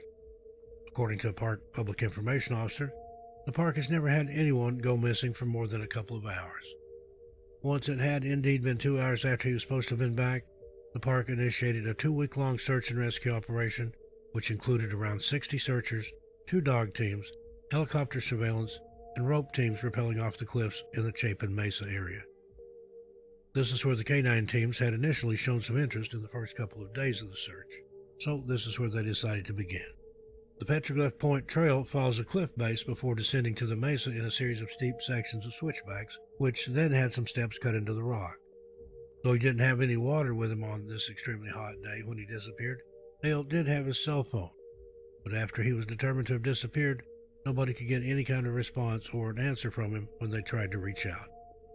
Phone records did show him trying to access his voicemail at around 7 p.m. that night, or at least the phone was trying to access the voicemail. We in this community should make no assumptions that it was Dale at all who tried to do this. For the sake of fact, though, let's move on and say it was him. It was for nothing, though, as the call dropped and never went through. According to Patrick O'Driscoll of National Parks Media Services, the Intermountain region, the majority of Mesa Verde, aside from the few marked trails, is uncharted territory, and therefore technically off-limits to hikers. Approximately 5 to 10 people go missing every year in the Mesa Verde National Park, and none of these cases are officially closed, including Dale's, until that person or their body is found.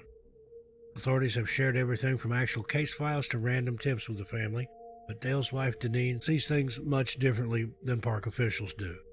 She says she is pissed off and feels the search only really lasted for 2 days, and then Dale was just given up on. She stated, "Now that it's been a year, and honestly, the more I reflect on it, I'm just pissed off." Their attitude was, he was there, he was lost, and what are they supposed to do about it? Park officials say, however, that rangers in the park were still searching for Dale 3 months later, though in a bit more scaled-back way. They insist they did this to keep Dale and his disappearance on their radar, so everyone would continue to be on the lookout for him. In 2014, Dalene returned at least 14 times to the park, and is more convinced than ever that her husband had gone missing due to misleading markers and signs in the park, which caused him to accidentally go off trail. She believes he thought he was following all the signs properly, but because they were so confusing, he ended up lost anyway. There is a very interesting account written by a hiker and writer named Jody Peterson, however, that was written in 2013, which details an experience she had while hiking the same trail on the same day as Dale when he went missing. She writes in part, "After an hour of walking, I suddenly heard a weary male voice call, 'I need some help.' I thought of the missing hiker. Perhaps after visiting Spruce Treehouse, he'd attempted the trail and run into trouble. I called out several times but got no response. I thought about going off trail to look, but figured then I'd become victim number 2 if I tried to scramble down those ledges and cliffs. My cell phone had no signal. I hiked back down the trail as fast as I could, and when I found the chief ranger, I told him what I'd heard. Relief washed over his face as another staffer said, 'We thought we heard a call for help in that area yesterday.'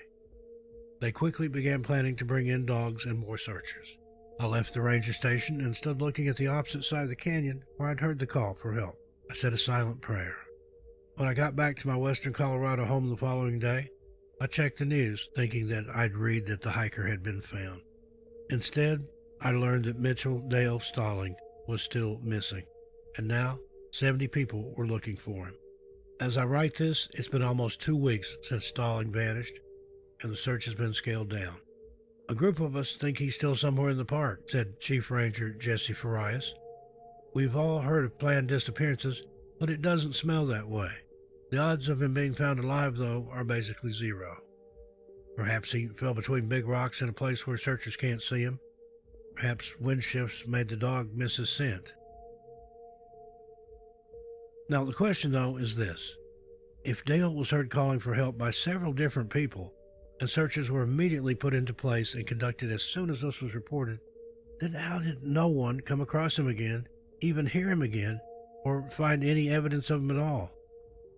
If they thought they heard a call for help in the same area just the day before, then why weren't they still out searching there? That makes no sense. What really happened out there in Mesa Verde? Do the park rangers and other staff of this national park know more than they're saying? This is something to think about, definitely, but most likely something we will never find an answer to. Number 4, Dalene Mo Pua. On February 27, 2015, a 17-year-old named Dalene Pua, known as Moke to his family and friends, decided to go for a hike on the Stairway to Heaven. This is actually the Haiku Stairs in Oahu, Hawaii. These stairs are basically an extremely steep step structure which used to provide pedestrian access to former U.S. Navy communication facilities on the island. This is considered one of Hawaii's most dangerous trails, and Moke was last seen boarding a bus in Waianae to get to the spot which he wanted so badly to climb and see the historical sites. Dalene, who lived on the Big Island, was visiting Waianae to spend some time with his grandmother. His grandmother, Martha Bear, stated that the teen wanted desperately to climb the trail, which is forbidden on the windward side of Oahu. She told her grandson she had seen on the news that it was closed down and he wouldn't be able to access it. She told him not to waste his time even trying. Martha said, though, that when Dalene boarded the bus and said he was going hiking, she never thought he was really going there, to the Stairway to Heaven trail. She figured she'd already told him that he would get arrested if he tried to go there and climb, and that it was closed down and pedestrian access was being refused. At around 11 a.m., Dalene posted his last ever correspondence when he texted some friends pictures of himself, stating that he was finally there, on the trail of the Haiku Stairs, and was next planning to climb them. He hasn't been seen or heard from since. His family studied the pictures Dalene had sent them from the trail right before he seemingly disappeared into thin air extensively, and there are some that stand out. These are the ones they are desperately trying to get the public's help in identifying. Unfortunately, the more you blow up the images, the more blurry and non-discernible they become. Almost impossible to tell what you're even looking at. Though the family is fairly confident at least one of them is Dalene. They believe they saw a man in the background, far off in the distance of at least one of the other pictures, and theorized that this man was for some reason following Dalene and could have somehow led to his disappearance and possible demise. The search effort included local fire departments, drone operators, community volunteers, and even the U.S. Navy, conducting a land and air search to find the young man, all to no avail. A few days after he was last heard from and reported as missing, Monday, March 2nd, 2 hikers reported hearing cries for help. This information led the fire department to continue their search into Tuesday, March 3rd, 2015. That particular search was suspended the same afternoon, but local volunteers continued to look for Dalene, combing through the mountains, but finding no sign of him. The haiku stairs have been closed to the public since 1987, but are still a very popular hike with locals and tourists alike willing to risk fines or arrest. The stairs are in bad shape after heavy rains and powerful storms have damaged them to the point that they've gained a somewhat ominous reputation for being not only treacherous, but possibly deadly as well. Some people believe they should be fixed, restored, and reopened to the public, while others say they should be torn down altogether. The fate of Dalene Mo Pua is still unknown to this day, as is why he wasn't found despite hikers very clearly hearing him calling for help. Was this actually Dalene Pua crying out for help? Again, we will most likely never know. Number 3, Philip Krasik. Yet another unfortunate soul who decided to go out for what seemed like a pleasant and scenic hike and ended up not ever being seen or heard from again, even after being heard screaming or yelling for help, is 30-year-old Philip Krasik from Berkeley, California. Philip told his wife he was headed out for a run in the hills near the Mahler Ranch staging area in Pleasanton Ridge Regional Park, California. He called her once he reached the trail to inform her that it would take him about an hour and to let her know when she could expect him back that day. He was last seen running at around 10:45 a.m. that same morning. Philip's wife reported him missing the same afternoon he had headed out for the run when he failed to return home and hadn't been in contact with her or anyone else to let them know why he wasn't back yet. This was very unlike him by all accounts. Investigators in Pleasanton stated that they had never come across such a bizarre case. Either he got hurt and was only able to call out, or he planned all of this and purposely disappeared, leaving his wife and his life behind and never looking back. This left his family and friends to wonder forever what happened to him and why. According to his family, the latter isn't even an option, as Philip just wasn't that type of man and loved his life and his family. Philip was supposed to meet with his wife to attend a family gathering in Stockton, California. When he didn't show up at the appointed time, his wife immediately knew something was wrong and called the authorities. Philip was said to have left his shirt and cell phone in his vehicle, and although he was running with a smartwatch, it was unfortunately not equipped with GPS. With temperatures rising above 100 degrees Fahrenheit that day in Pleasanton, many were led to immediately begin to speculate that the heat had somehow incapacitated Philip on that day, July 10th, 2021. Now, this didn't make much sense to his family and loved ones, though, as Philip was a marathon runner and was well adjusted to running under such extreme conditions as blaring heat, which might incapacitate most people. His cell phone showed that his route was planned out entirely along very well-maintained and manicured trails. Though the park was packed with people that day, not a single credible sighting of Philip has ever been reported. Sergeant Aaron Fountain of the Pleasanton Police Department, who's handling the investigation, said, "I can't even speculate on this one. It's very, very odd." Now to continue, Philip Krasik was a family man with 2 small children and also a graduate of the prestigious Harvard University in Boston, Massachusetts. He was also listed as a third-year student in MIT's Urban Mobility Lab. Philip went missing on a Saturday, and the following Wednesday, a family hiking in the area reported hearing cries in a canyon near the Sunol Post Office. After receiving this tip, 2 people who were involved in the search went out to the area and heard for themselves a man screaming for help near the canyon. Experienced hikers in the search and rescue effort set out to go and see if they could hear the calls and perhaps follow them to try and find Philip, who they presumed it was, and bring him safely back to his family. However, once arriving at the spot where the cries for help were allegedly heard by multiple people at this point, they heard nothing and weren't able to locate Philip either.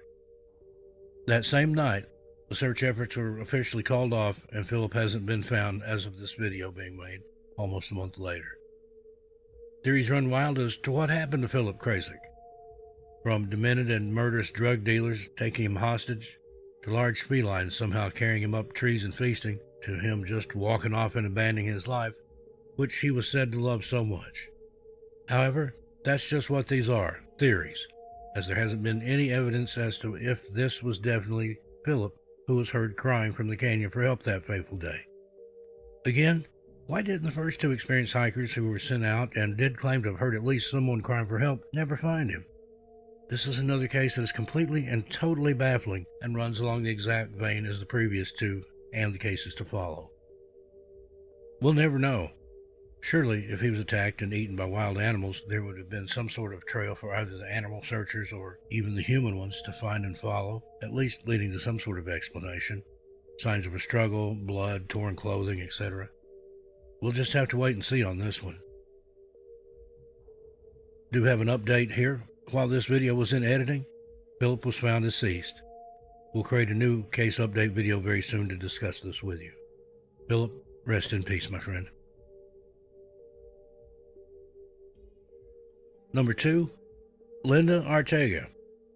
On September 22nd, 2012, 53-year-old Linda Artega left her home in Blackwell, Oklahoma, and headed out to the woods in the Arkansas Ozarks near St. Joe. Linda was with her brother, and they were visiting with her sister when, somewhat ironically, her brother offered to take her into the woods and teach her some survival skills. She somehow became separated from him and ended up lost in the woods for 5 days. The story she told of her experience is strange to say the least. However, in this community, if you clicked on this video or you're aware of all the strange things happening in the woods, besides all the bizarre deaths and disappearances, and if you've been paying attention at all and can clearly see something is wrong with not only the things mentioned above, but also with the reports and stories of encounters and experiences had by the people who were lost for however long in whatever part of the 700 million acres of forest and woodlands in the United States alone, then you'll understand why it was absolutely necessary that we tell Linda's story here. Now, as soon as she was reported missing, a search was mounted, and almost every single resident of St. Joe, which is a tiny town of not even 200 people, and various other volunteers from throughout the county, set out to find the missing woman. She was eventually found, relatively unharmed, and picked up by an all-terrain vehicle driven by some of these volunteers. Linda was lucky enough to have only sustained some minor cuts and bruises, but what happened to her affected her psychologically, and it was definitely a strange story she had to tell. Chief Deputy Dwayne Pierce stated that when she came out of the woods, she wasn't right about her head. That's a quote. Miss Artega reported that she had survived by eating wild berries, watercress, hazelnuts, and anything else she could find which she knew was edible. She also drank water from the creek. At night, she huddled on the freezing cold ground underneath trees for shelter, praying for someone to come and finally find her. She also repeatedly thanked her brother and insisted she never would have survived without the knowledge he had just been teaching her about how to survive in the wild. The strangest and scariest part of the entire 5-day ordeal, though, was what Linda said she had experienced while out there, lost and alone, cold and afraid, in the unknown woods and trails. She claimed that while she was out there, especially at night, she would see other people there. They would be walking around her along the trails or even right there in the thick of the woods. She would ask them for help or try to get their attention, maybe even ask one of them if they could point her in the direction of safety. However, not a single one of these people even acknowledged her or looked in her direction. She claimed people were even hiding behind the bushes like they didn't want her to see them. Now, while in the hospital, she did admit that perhaps some of the berries she had eaten caused some kind of mild hallucination. She wasn't sure. She claimed she had managed to stay with her brother for 3 days before becoming separated from him and knew what she should and what she shouldn't eat when trying to survive. She's very consistent in her story. Think about the people hiding in the bushes. These people definitely weren't part of any kind of search party. Why would people trying to find a lost woman hide so she couldn't see them? More than that, why would others walk right past her and then try and hide as though they were playing some kind of strange hide-and-seek game, hiding in plain sight? Is this finally the proof that there are, in fact, strange people who live in the woods who either don't know how to interact with other people or just don't want to, especially other people who aren't like them or who aren't from where they're from? Is this proof of ferals, wild men? How does this all tie in with strange missing person cases and even deaths we see, which are becoming so much more common year after year in the woods? Is this what we should be paying attention to when out searching for the above-mentioned missing?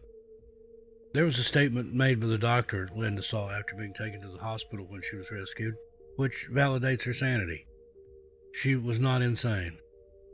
How much more interesting that she was berry picking when she ended up being separated from her brother after 3 days of staying right next to him. As we all know, this is a very common theme among the missing people in the woods, the berry picking, or berry patches in general.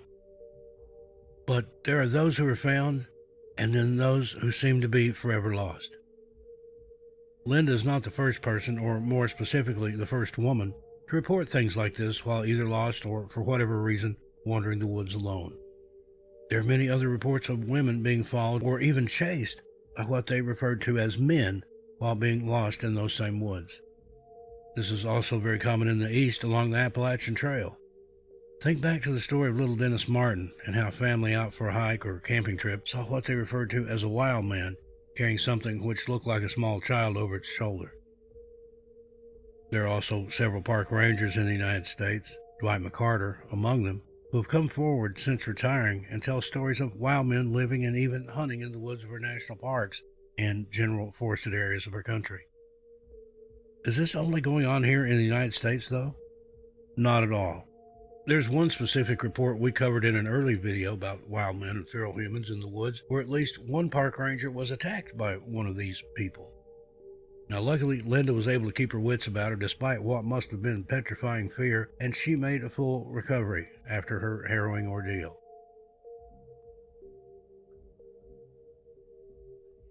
Number 1. Naomi Lee Whitten. On November 25, 1994, Dwayne Whitten decided to take his son, age 6, and 2 daughters, ages 2 and 3, for a hike in the Chattahoochee National Forest. He parked the car at the base of a large mountain there at the trailhead, unloaded his children, and off they went for a day of family fun together. Dwayne and his 3 kids hiked about 1.5 miles up an old logging trail and into the deep wilderness of the forest. Later on, when recounting the incident of what happened and how Naomi had come to be lost in the woods, he stated, "They, meaning his children, were in my full view, my sight and hearing, and then she was gone." He stated that they were all looking for signs of animals when suddenly Naomi, only 2 years old, just simply vanished. There was never any explanation we could find of what actually happened and how it was possible a 2-year-old little girl, in full view of her father no less, disappeared faster than he could finish blinking. It's like she blinked right out of existence. Local authorities brought in bloodhounds and search teams from the surrounding counties to aid in the search for the small girl. Teams of volunteers and search and rescue headed out well into the middle of the night looking for Naomi and calling her name, but to no avail. She was seemingly nowhere at all.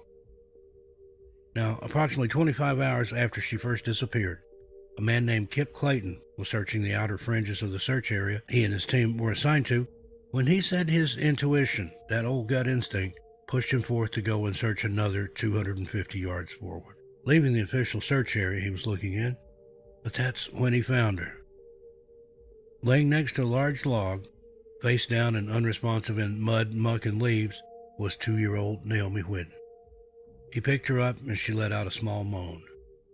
She was freezing cold, her body at a dangerously low temperature, and Kip ran as fast as he could with Naomi barely breathing in his arms, the approximate mile back to the command post. Naomi was rushed to the nearest hospital, and she was only semi-conscious and in very critical condition when she arrived. Now, while eventually she fully recovered and managed to survive her ordeal, many questions remain about what exactly happened to her. As mentioned before, where Naomi was found was only about 250 yards away from where the searchers would have been screaming and yelling her name the night before, all throughout the night. Why didn't Naomi respond to them at all? Why didn't she alert them in any way as to where she was so they could go and help her? It isn't possible that she was face down in the mud the entire time, or she couldn't have survived. Surely she would have suffocated. So why didn't she respond? Did she not hear them? If she couldn't hear them, why not? Take into account when trying to understand these things, how close this disappearance was to the Great Smoky Mountains, and how many children not only have disappeared there, but were found face down on the ground. Usually, the ones closest to Naomi's age are found this way. Sometimes, though, it's too late. Naomi was very lucky to have survived. Also, why doesn't a simple Google search turn up more information about this case? Other than one document, there's not any mention of this online anywhere. Hello, friends. Steve Stockton here.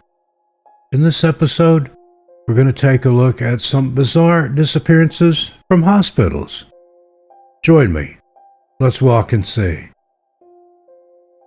First up, we have the story of Joan Gay Croft. On April 9, 1947, the deadliest tornado ever to hit Oklahoma went raging through parts of the state. A monstrous and deadly Class F5 was a maelstrom of wind and debris, and it ripped through parts of Texas, Oklahoma, and Kansas.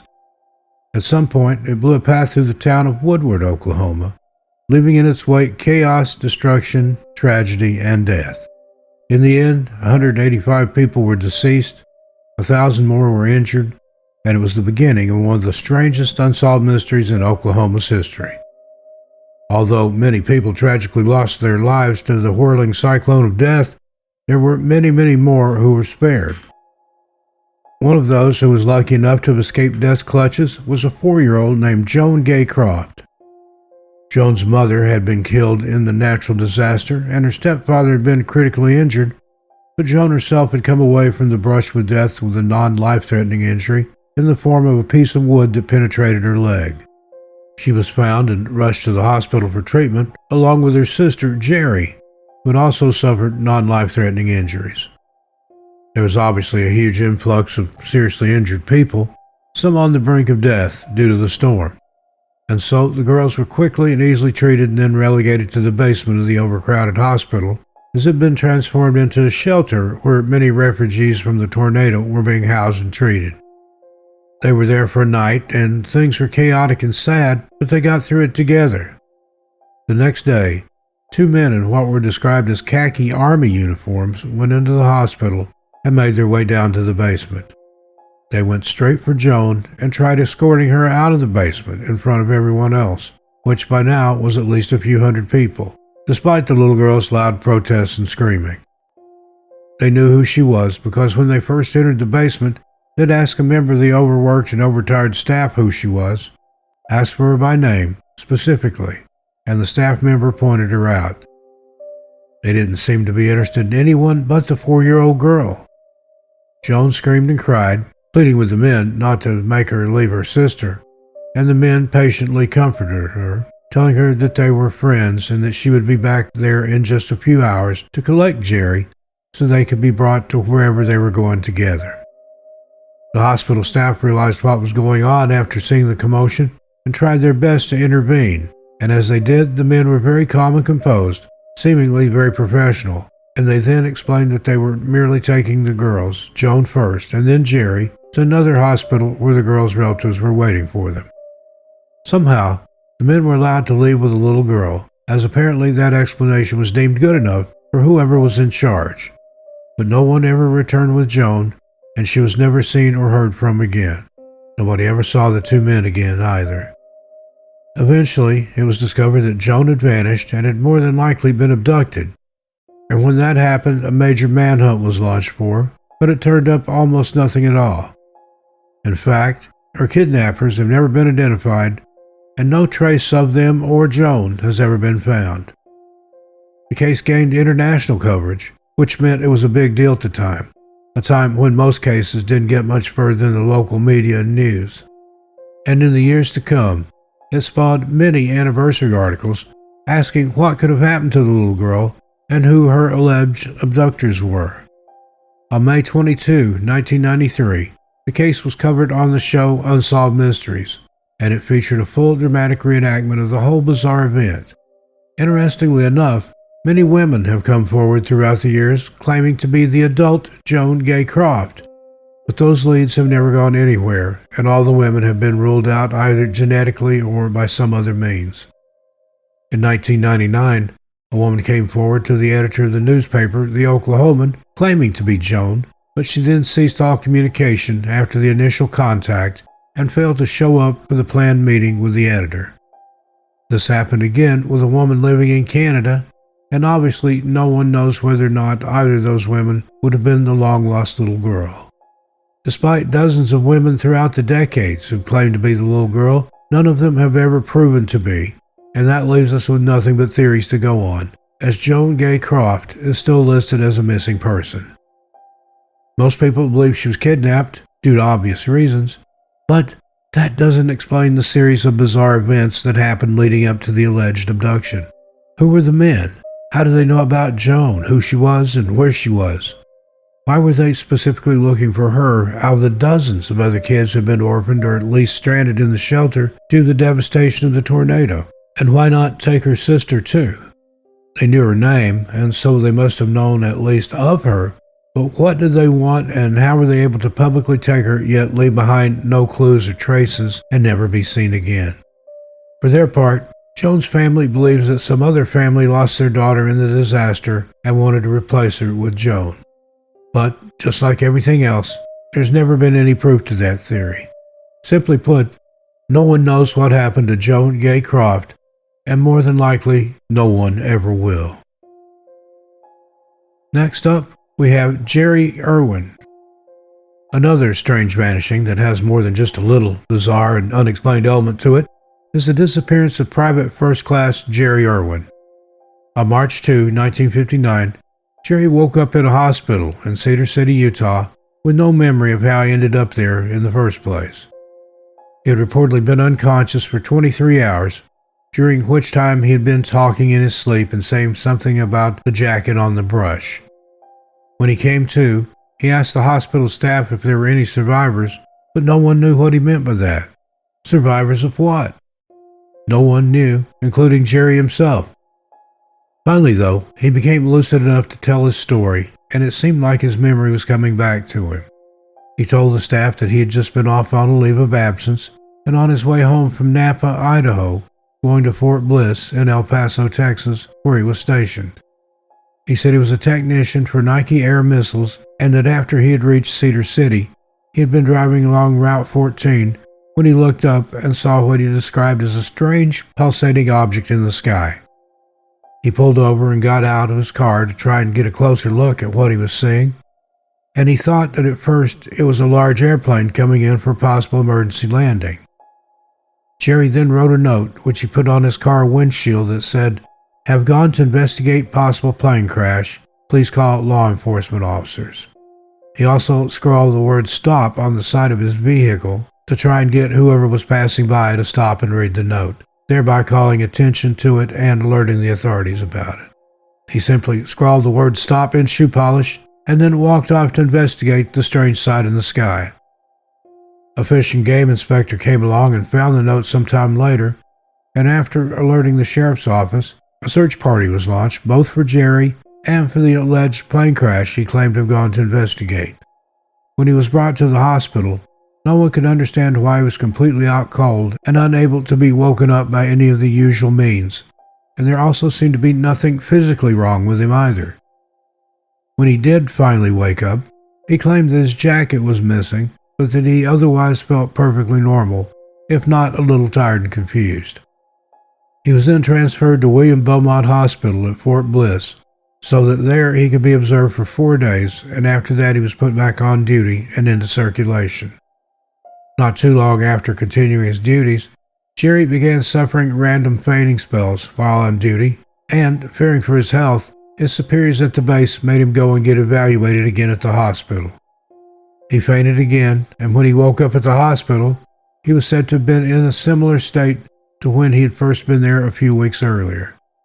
He woke up suddenly, panicked, and once again started asking the hospital staff if there had been any survivors. It seemed like he was having some sort of flashback, and when he woke up that time, he thought he had been waking up originally, meaning Jerry Irwin was completely unaware that any time had passed at all between when he left the note on his car and woke up.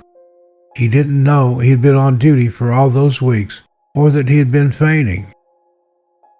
He had no memory at all of the previous weeks, and in his mind, he had only just gone to investigate a possible plane crash.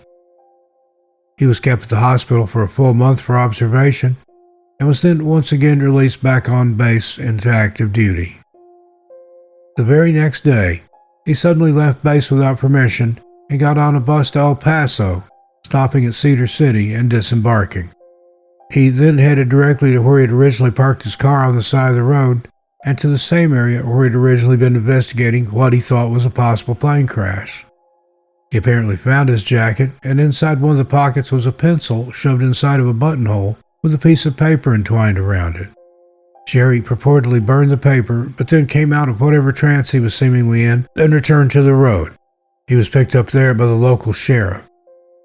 The sheriff told Jerry what had happened to him, but he had no recollection at all of leaving the base or as to why he had traveled back to that very spot.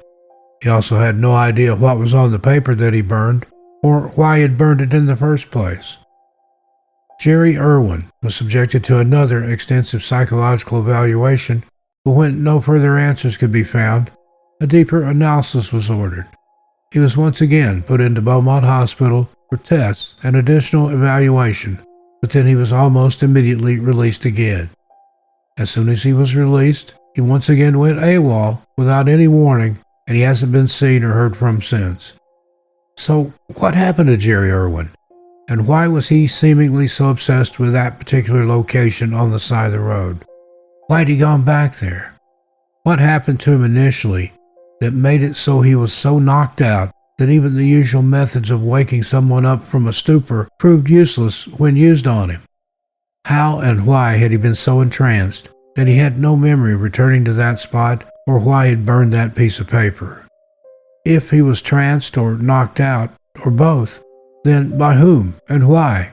There are so many questions here, but with no answers. It's impossible to understand mostly anything about this case and what happened to Jerry himself after he went missing again. Why was he continuously released from the hospital? And if it was really because nothing could be found to be wrong with him, then what was going on with him? One of the main questions is how did he end up at that hospital in the first place? But again, we'll probably never know, and there's been no new information about this case, though conspiracies and rumors run rampant around it still to this day.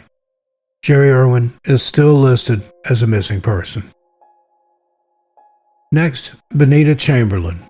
On February 13, 1978, a young mother-to-be named Benita Chamberlain, who was only 24 years old, arrived at the Sacred Heart General Hospital in Eugene, Oregon, seemingly in labor and ready to give birth to her baby girl. Benita had gone into labor 5 weeks early, and the premature infant was immediately put into intensive care as she fought for her life for a week. Benita dealt with it wonderfully, by all accounts, and when she went back to the hospital to visit her little girl after having been released herself a few days earlier, she was told that her daughter was doing great and was becoming very strong and healthy. In fact, the baby girl was doing so well that the hospital surprised Benita by telling her she would be able to take her daughter home that afternoon. Benita was incredibly excited and relieved, and she immediately went and called a friend to tell them the good news. That was the last time anyone ever heard from her. When she didn't return home that night, she was reported as missing, and the authorities launched a search. Her car was quickly found, and it seemingly had been abandoned at a nearby bottling factory, and it didn't take long for them to find her purse, which had been discarded in the parking lot of the University of Oregon. The last time anyone saw her, she was driving out of the parking lot of the hospital after being given the good news about her daughter. Her newborn daughter and Benita's 2 oldest daughters were all left behind with no answers and without their mother. Authorities thought they solved the mystery a week later when they made a gruesome discovery. They found the remains of a murdered woman stuffed into a plastic bag and then dumped into a garbage bin. However, it turned out to be someone different and had nothing to do with Benita. So what happened to Benita Chamberlain? It's still a mystery to this day, and she is still considered a missing person. Next, Tavish Sutton. An equally strange disappearance happened on March 6, 1993, when a 1-month-old baby named Tavish Sutton was admitted to the Hughes Spalding Pediatric Unit of Grady Memorial Hospital in Atlanta, Georgia. Tavish had been admitted in order to have an abscess removed, and after a routine minor surgery, he was sent into a semi-private room to recuperate and rest. Because his mother was being treated for psychiatric problems at a mental institution at the time, Tavish was released back into the custody of the Department of Child and Family Services, as he had been living with a foster family since he was released from the hospital after being born.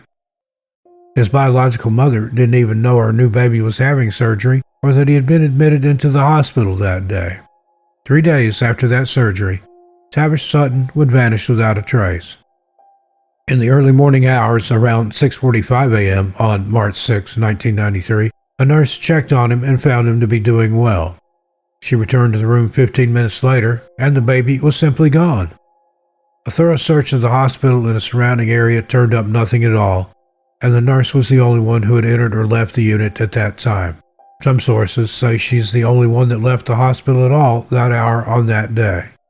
No suspects ever turned up, and because his mother hadn't even known he was there in the first place, and because she'd been under the care of staff at the institution she was in, with her whereabouts for that entire day being known and verified, she wasn't even considered a suspect, nor were any of her or Tavish's other family members. A lawsuit was filed against the hospital, and it resulted in a $600,000 settlement, but no leads were ever found as to what became of Tavish Sutton, who was only 1 month old at the time of his disappearance. The main theory in the beginning was that a woman who would show up at the hospital pretending to be pregnant all the time had somehow abducted him, but this was never proven, and that lady too had an alibi and wasn't able to be considered a suspect in this case. How did an almost newborn baby vanish from such a public place in the matter of a mere 15 minutes? Tavish Sutton has never been found, and there hasn't ever been a single lead or clue as to what happened to him. Well, friends, there you have it. Hospitals are places we go when we're injured to some extent, and we expect to leave them healed and complete. Yet for the people we've discussed here today, and so many others throughout the world, hospitals have been their final destination before passing into the strange world of bizarre and mysterious disappearances. Where did these people go, and what happened to them? How could a person so completely disappear so suddenly and leave behind absolutely no trace at all of what happened to them or where they ended up? Hospitals are very public places that are staffed by thousands of people in some cases. So how does something like this even begin to happen? Those are all great questions, but unfortunately they will most likely forever remain without answers, at least in the majority of these. I look forward to your comments on these cases, but please be friendly and respectful. Till we meet again, be good to yourselves and each other, and I'll see you just a little further on down the trail. I'm Steve Stockton, and I'll talk to you next time. And please, tell your animals I said hi.